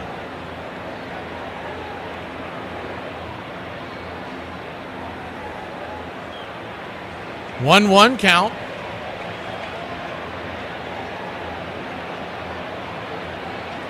Pitch on the way. Pop up. Foul territory, F5 in your scorecard, and Olsen comes up snake eyes once again. We go to the bottom of the 8th. Tied up at 6 here in Braves country. What is one word in your vocabulary that you could not go 24 hours without saying? Let me go, you dumb bitch. Are you prepared for today's meeting to present? Because it's really important that we get this right. Yeah, so I will be all set to present, but I do want to let you know I've been having some Wi-Fi issues. So I don't know if Kate should be the one that... You froze. Just because I think, you just froze. I cut out? Sorry. I was just saying, I think Kate might be better to present today because I think... Okay, you're not getting out of the tree is moving in the background. Obviously, your Wi-Fi is not cutting out. I'll be right. Sorry, did I cut out again? Yes, and I can see the tree moving. No, I don't know what's going on right now, but maybe it's... Wait, is it your connection? It's not my connection. I think one... Okay, I can see the coffee moving in your hand. The new dimensions must have added to the confidence Williams already possessed. The lanky Red Sox with the awesome swing told people flatly that he intended to become the greatest hitter in baseball history. Boy, he could swing a bat. That's all we ever talked about was how good he hit. He went on to hit .406 in 1941, the last man ever to hit 400. He wasn't jabbing line drives or beating out infield hits. He was hitting 400 with power. Williams wallops a tremendous drive into the center field bleachers. A home run. It was during his epic 41 season that Ted kept center fielder Dom DiMaggio up to date on the historic hitting streak of Dom's brother Joe, with help from the left field scoreboard operator at the fence. On the ticker tape, they would have every DiMaggio at bat. So the guy on the scoreboard would yell out to Ted, "Joe just doubled to left field," and Ted would pass it on to Dominic. Thank you for hyping and subscribing to BCR, your home for radio baseball. Welcome back. Dylan Lee will go back to work here as we start the bottom of the 8th inning. First pitch down and in. Called for a ball. It's 1-0.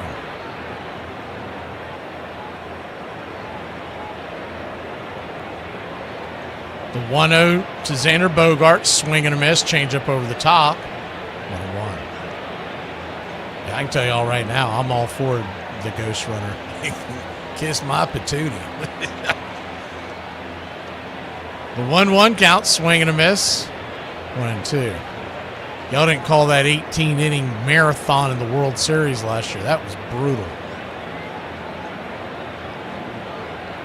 By the end of that one, I want to say it was like 4 a.m. It was insane. The 1-2, swing, chops it down the line over to third. Riley's got it. He'll flip it to Olsen. One away.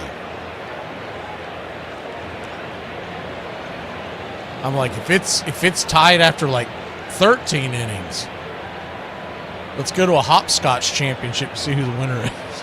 I don't care. Throw a few darts, whoever gets closest.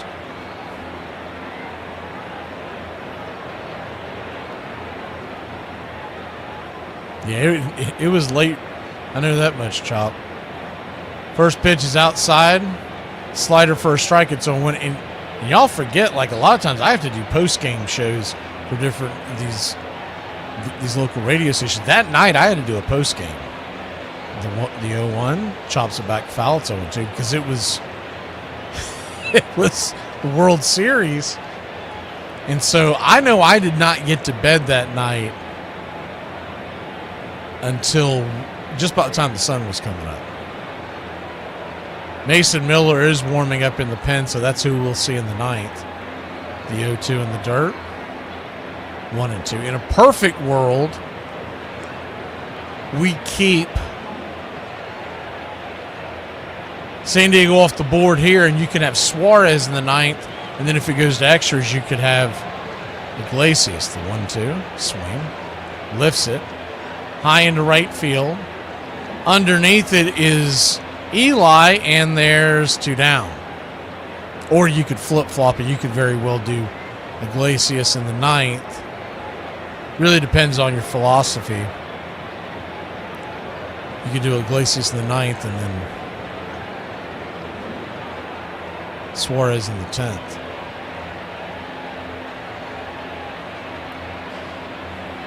Duran, the batter, he's 1 for 3, and he's taken a beating behind the plate. First pitch, slider.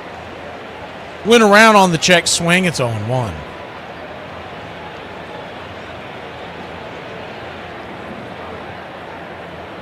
The 0-1. Swing and a miss. It's 0-2. And then some of these games that went late in the postseason, a lot of people forget. I was doing double headers. I did a couple of triple headers as well as the 0-2 down and away. 1-2. That's at the point where you're like, dude, I'd be all for a 7-inning game right here. Can we go to softball rules? 1-2 count, 2 outs. Game tied up 6-6 in the bottom of the 8th inning. The pitch. Changeup misses. And it's 2-2.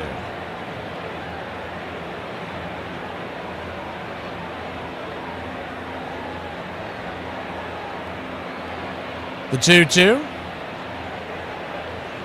Check swing, punches it towards first. Just foul. This is also the, 42nd anniversary of, anybody who grew up in this era remembers this game was a nationally televised game. The Cubs and the Cardinals, where Willie McGee hits for the cycle, and they go to 10 innings, and the Cubs beat the Cardinals 12-11. The 2-2 swing, pops it back foul, out of play, do it again. It replayed all the time on ESPN Classic and whatnot, but if you were around in that time, you either watched it or you knew all about it because they showed highlights of it for days. The 2-2, down and in, change up, and it's a full count.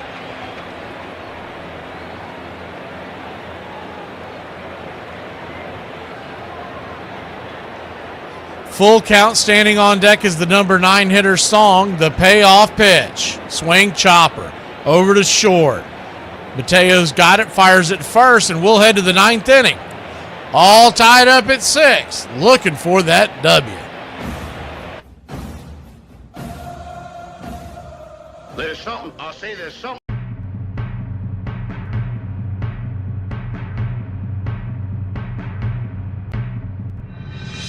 Forget about the crowds, their fancy uniforms, and remember what got you here. Focus on the fundamentals. We've gone over time and time again. And most important, don't get caught up thinking about winning or losing this game. If you put your effort and concentration into playing to your potential, to be the best that you can be, I don't care what the scoreboard says at the end of the game, in my book, we're gonna be winners.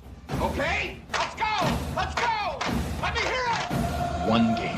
Tonight, we stay with them, and we shut them down because we can. Tonight, we are the greatest team in the world. And you were meant to be here tonight. This is your time. Their time is done. It's over. I'm sick and tired of hearing about what a great team. Screw them. This is your time. Now go out there and take it. All we need to win are the fellas in this room right now. And all you fellas need to do is believe it. Believing that things can get better, that I can get better, that we will get better. To believe in yourself, to believe in one another. If each of you can truly do that, can't nobody rip that apart. Everybody wrote us off. Everybody. And yet here we are. 40,000 people out there have also written us off. And there are a few out there who do still believe in you. If you'll never give up on it. If you go back out on the field, those are the people I want in your minds. Those are the people I want in your hearts. Every man at some point in his life is going to lose a battle. He's going to fight and he's going to lose. But what makes him a man is that in the midst of that battle, he does not lose himself. This game is not over. This battle is not over. So let's hear it one more time. Together. Clear eyes, full hearts. Let's go! And this crowd's back into it now. Let's go! Let's go! Let's go! Let's go! Let's go! Let's go! Welcome back.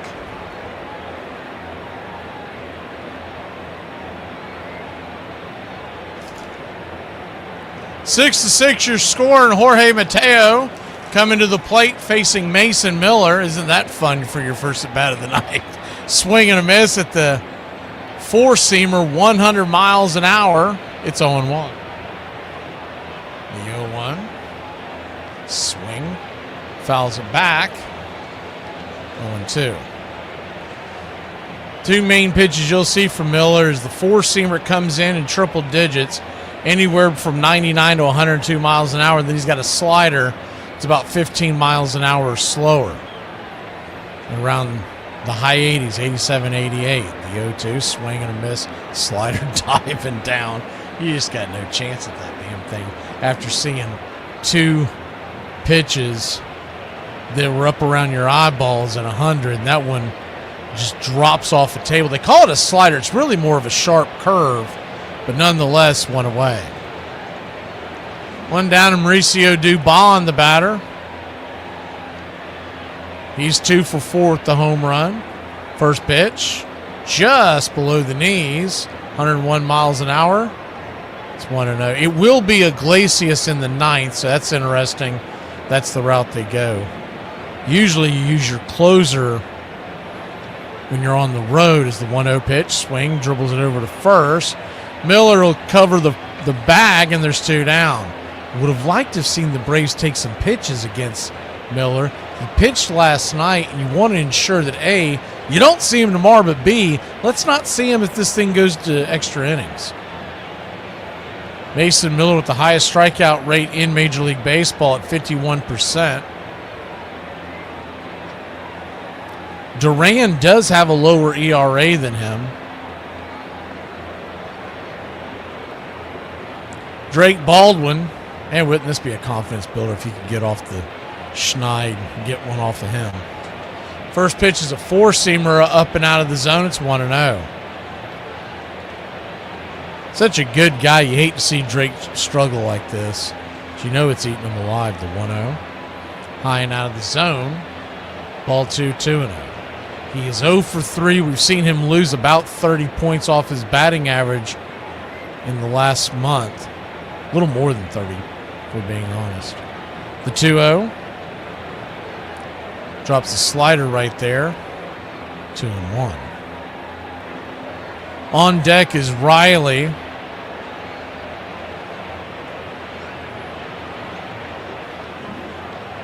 I'd like to see Rowdy Tellez go toe-to-toe with him.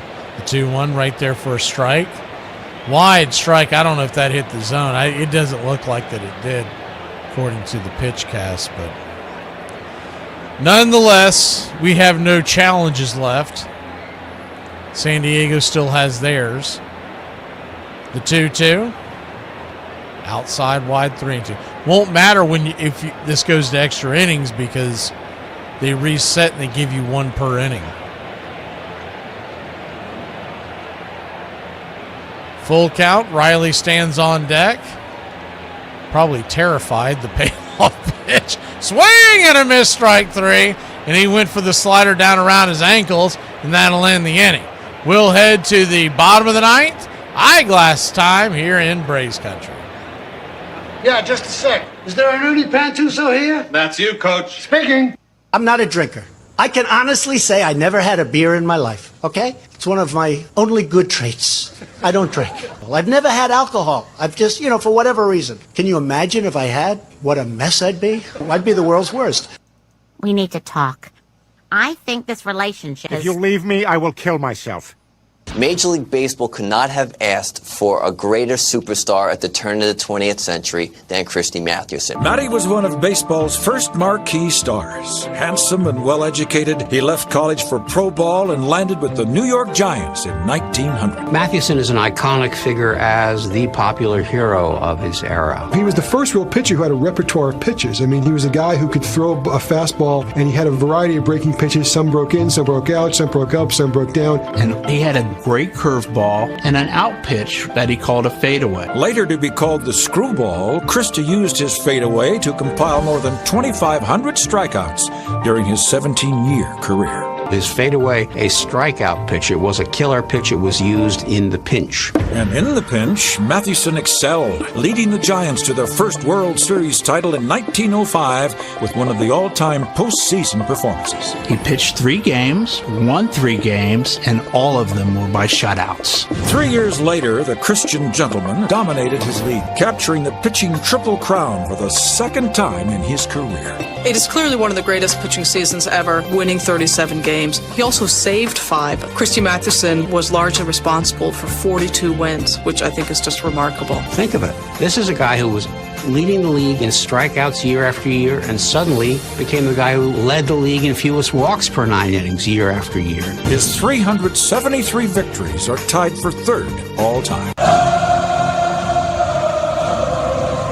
Eyeglass is coming on. He's been a little rocky his last few outings, but hopefully he can get us to the 10th inning. 6-6 your score.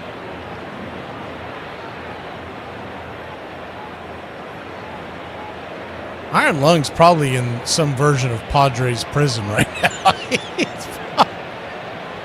If they have some kind of a baseball jail, that's probably where he's at. Once they cut off the drinks around the 7th inning, and probably all hell broke loose. First pitch on the way to Song is a 4-seam fastball. Kisses the inside for a strike. It's 0-1. Sung Mun Song. Batting .212 on the year. The 0-1 in the dirt. 1-1. singled to left in the second inning. He's also walked and fouled out.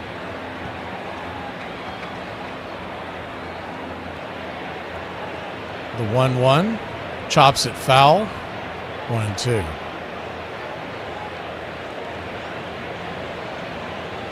Standing on deck is Tatis, Taylor, and if anybody gets on, Merrill. The 1-2 misses high and out of the zone.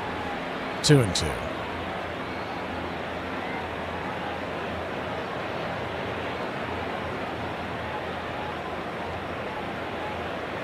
The 2-2. Swing, lifts it into left field. Coming in, making the, won't quite call it a jogging catch. We'll call it a walking catch. F7 in your scorecard. Dubon with the grab.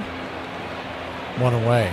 Can we go ahead and extend Mauricio Dubon, by the way? We're going to miss this guy if we don't get him nailed down. And it looks like he really enjoys Atlanta. The clubhouse. The Braves in general. I don't know if he digs Atlanta, but he likes being a Brave, that's for sure. First pitch is upstairs, four-seamer. For a strike, it's 0-1. You could probably really entice him if you told him he'd be your future shortstop, the 0-1. Chops it down the line, third base side, just foul. Man, that ball ate up Riley. That ball was smacked, and the second bounce came up on the in-between hop, and it ate up Riley. Thankfully, it was foul.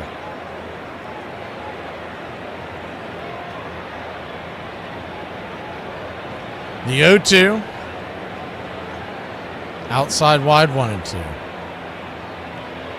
Well, he probably got tired of trying to keep up with all the different buzzers and codes they have to do out there in Houston.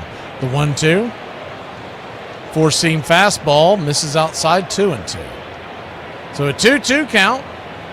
Iron, I don't know if this is where you should give your one call from jail, but, you know, it's good seeing you. The 2-2 pitch. Swing and a miss, strike three, four-seam fastball, and there's two down.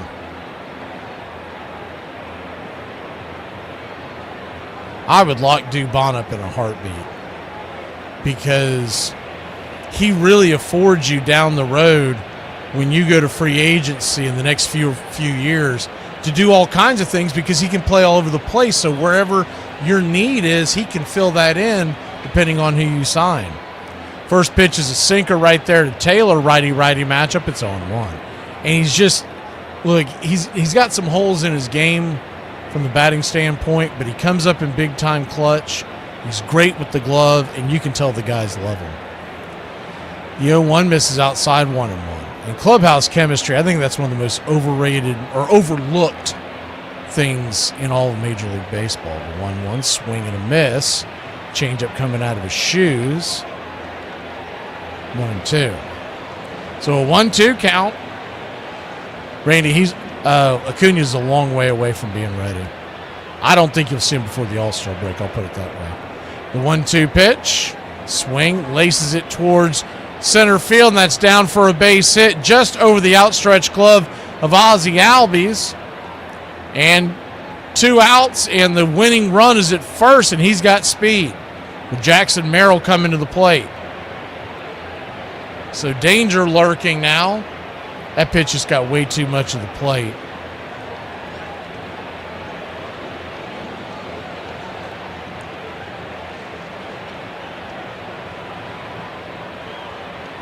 Righty-lefty matchup, first pitch. Four-seamer misses out of the zone. It's 1-0. The infield is back into the right. Jackson Merrill. 1 for 3 on the day as they toss it over to first. Taylor back in plenty of time. Merrill doubled to right in the 5th inning. He also had a sac bunt to third, popped up to second, and struck out. The 1-0 brings it, swing and a miss. Four-seam fastball in on the hands, 1-1. The defense is playing deep because they want to make sure nothing gets past them. The 1-1 right there. Bang! Four-seam fastball, 1-2.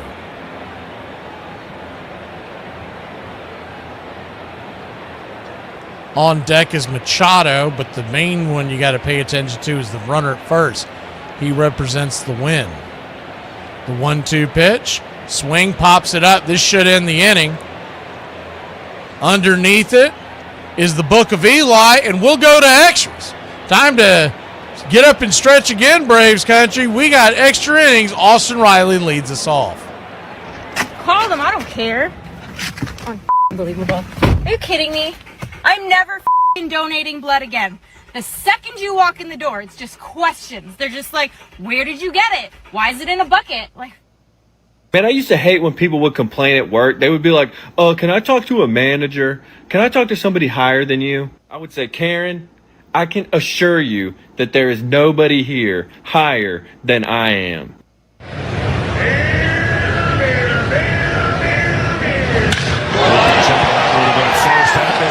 Well struck. Out to left center and gone. Wasted no time. His first home run of the spring. I love when people are like, you're so funny, you're so relatable. And I'm like, yeah, I hate to break it to you, but you probably need therapy too. The rage I feel when people are in the kitchen at the same time as me is not normal. The best left fielder's number 2. I've never seen anybody that could do wherever they wanted to do, whenever they wanted to do it on the baseball field. If you want to get a hit, you got a hit. If you want to make a great catch, you got a great catch. If you need a home run, hit a home run. Bonds, game tie. He has hit more home runs than anyone who has ever played the game. Everybody thinks of Barry Bonds as the home run hitter, but he was arguably the best defender in the game. Bonds coming in.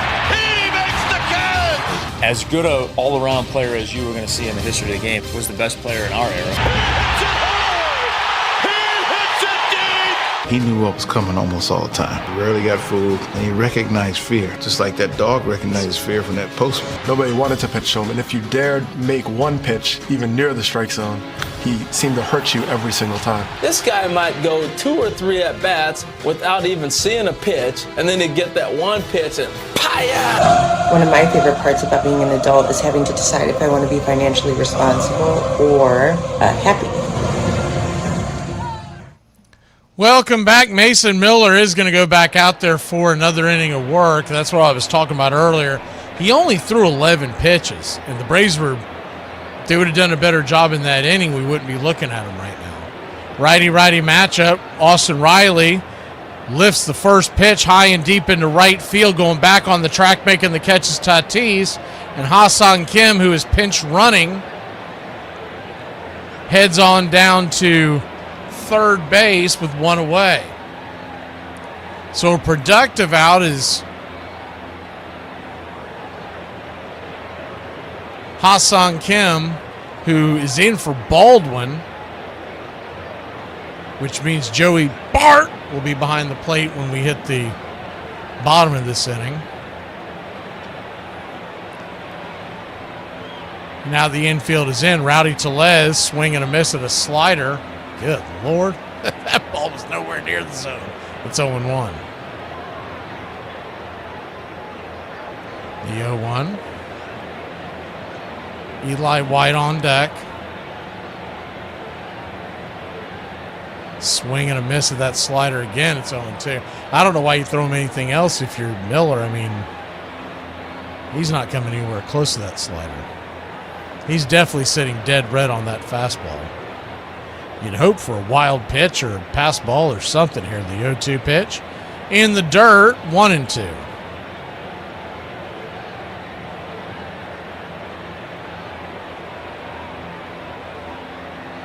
One-two count. Kim at third. One out. So a fly ball would give us the lead. That's easier said than done when Mason Miller's on the mound. The only good news about this is this pretty much guarantees we won't see him tomorrow, because he pitched a long one last night as well. The 1-2 swing, rifles the four-seamer foul down the third base line.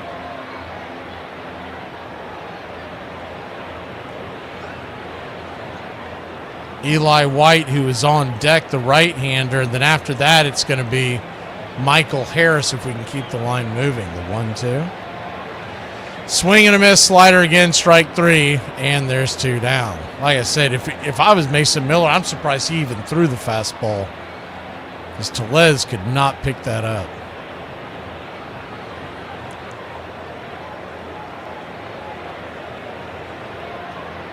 Once Joey Bart comes in to play behind the plate, that's going to clear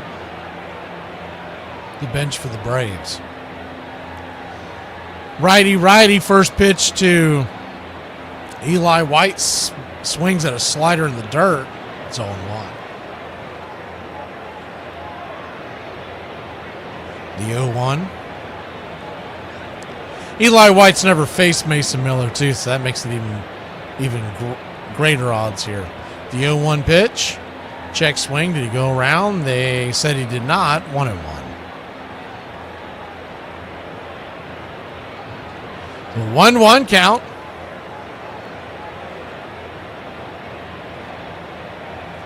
He sees another one of those sliders. Eli ought to really think about punching a bunt.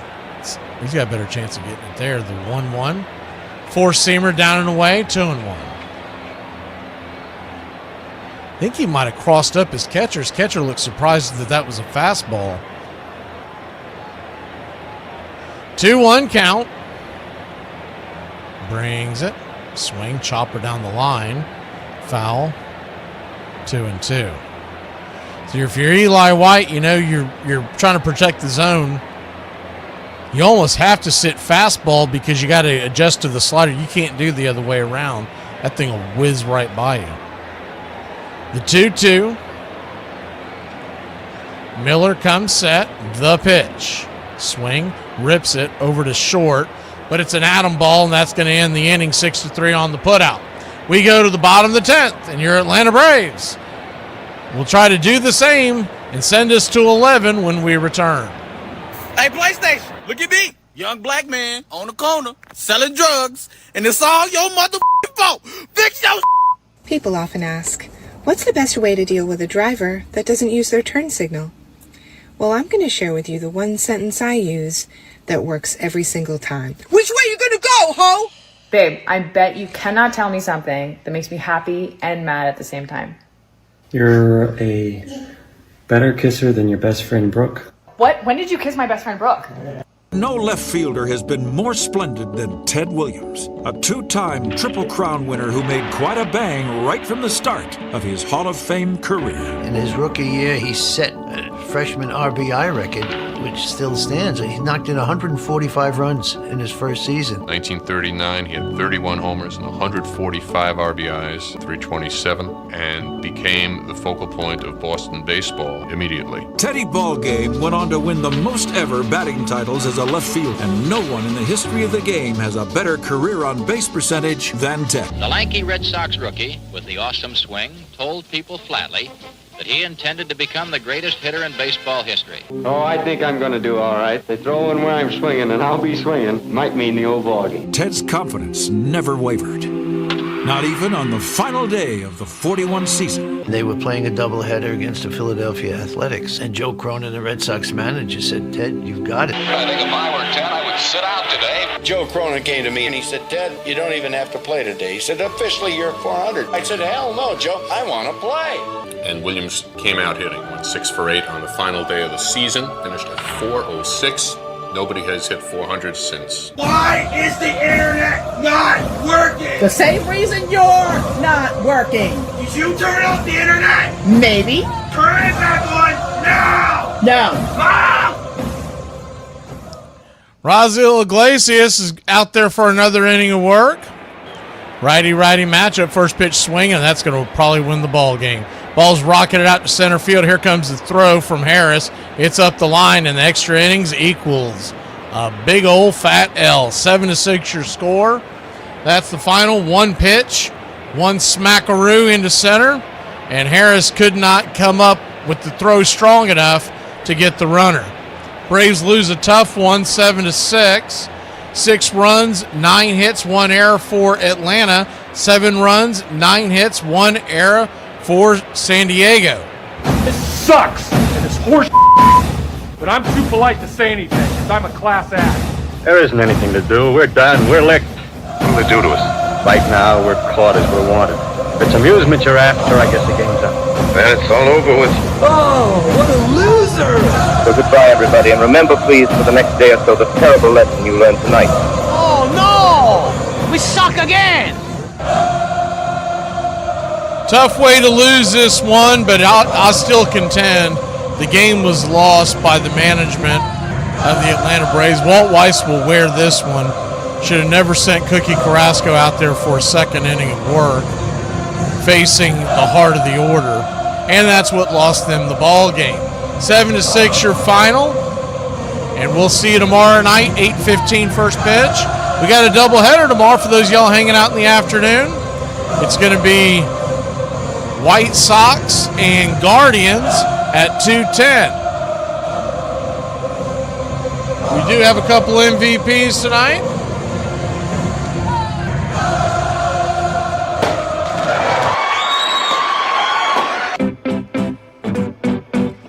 Tunnel Cakes, welcome to the Country Club.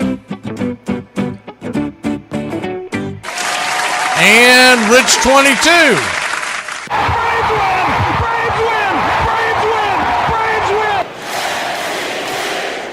Your final 76, and we'll see you mañana.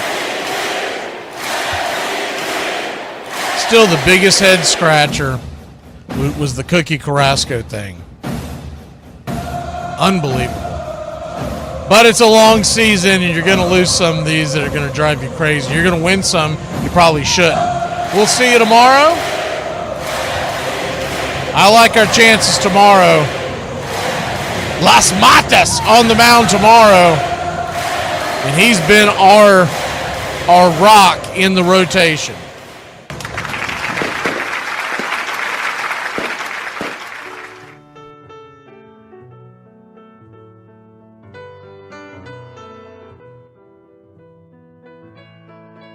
Casey at the Bat by Ernest Lawrence Thayer.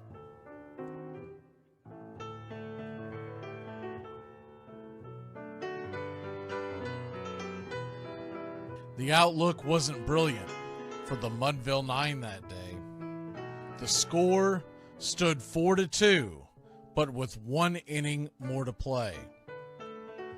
And when Cooney died at first and Barrows did the same, a pall-like silence fell upon the patrons of the game. A straggling few got up to go in deep despair. The rest clung to the hope which springs eternal in the human breast. They thought, if only Casey could but get a whack at that, we'd put up even money now with Casey at the bat.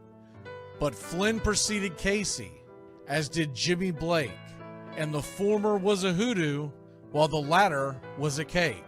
So upon that stricken multitude, grim, melancholy sat, for there seemed but little chance of Casey getting to the bat.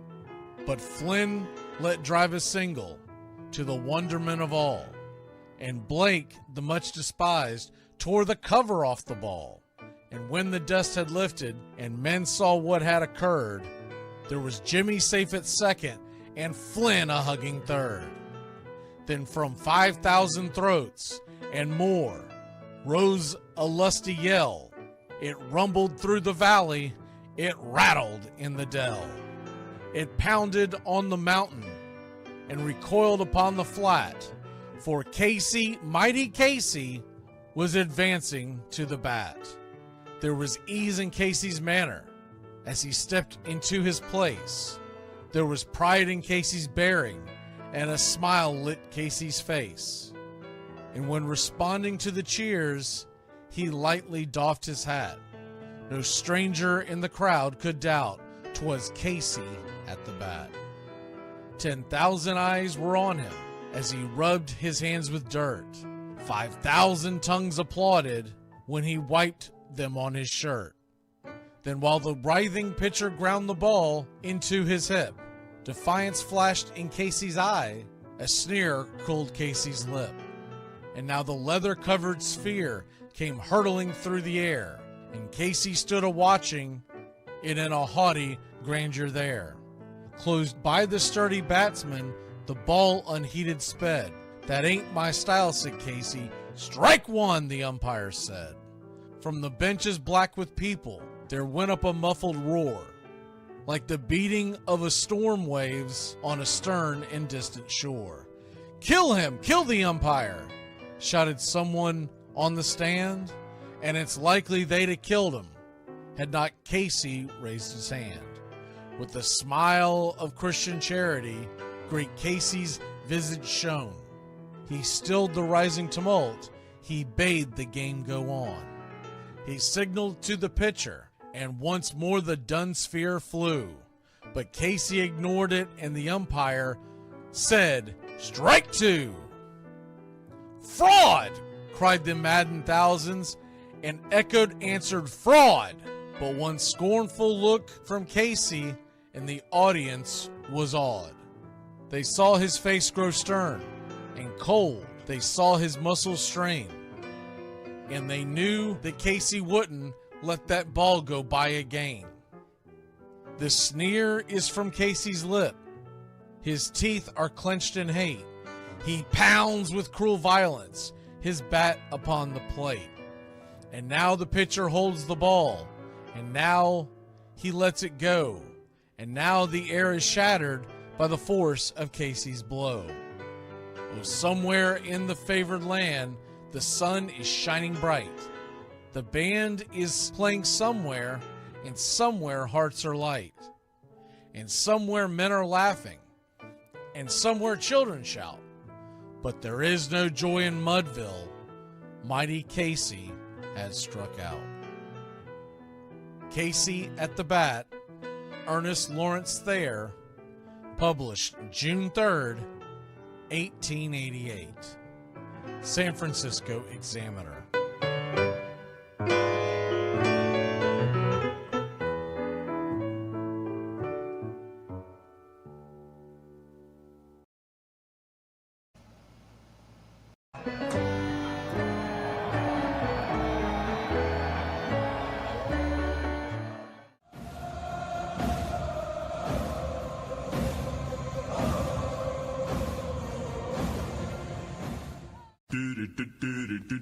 Goodbye, sweetheart, well, it's time to go.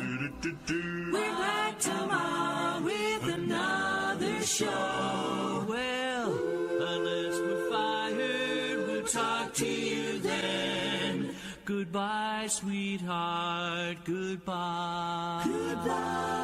Guys and gals, it's time to go. We'll see you on the next show. Same bat time, same bat channel. It's closing time, y'all. You don't have to go home, but you can't stay here. Have a great one. On your way out, please like and subscribe, and don't forget to tip your favorite bartender. We'll see you. I'm Mac McGee, signing off for Braves Country Radio.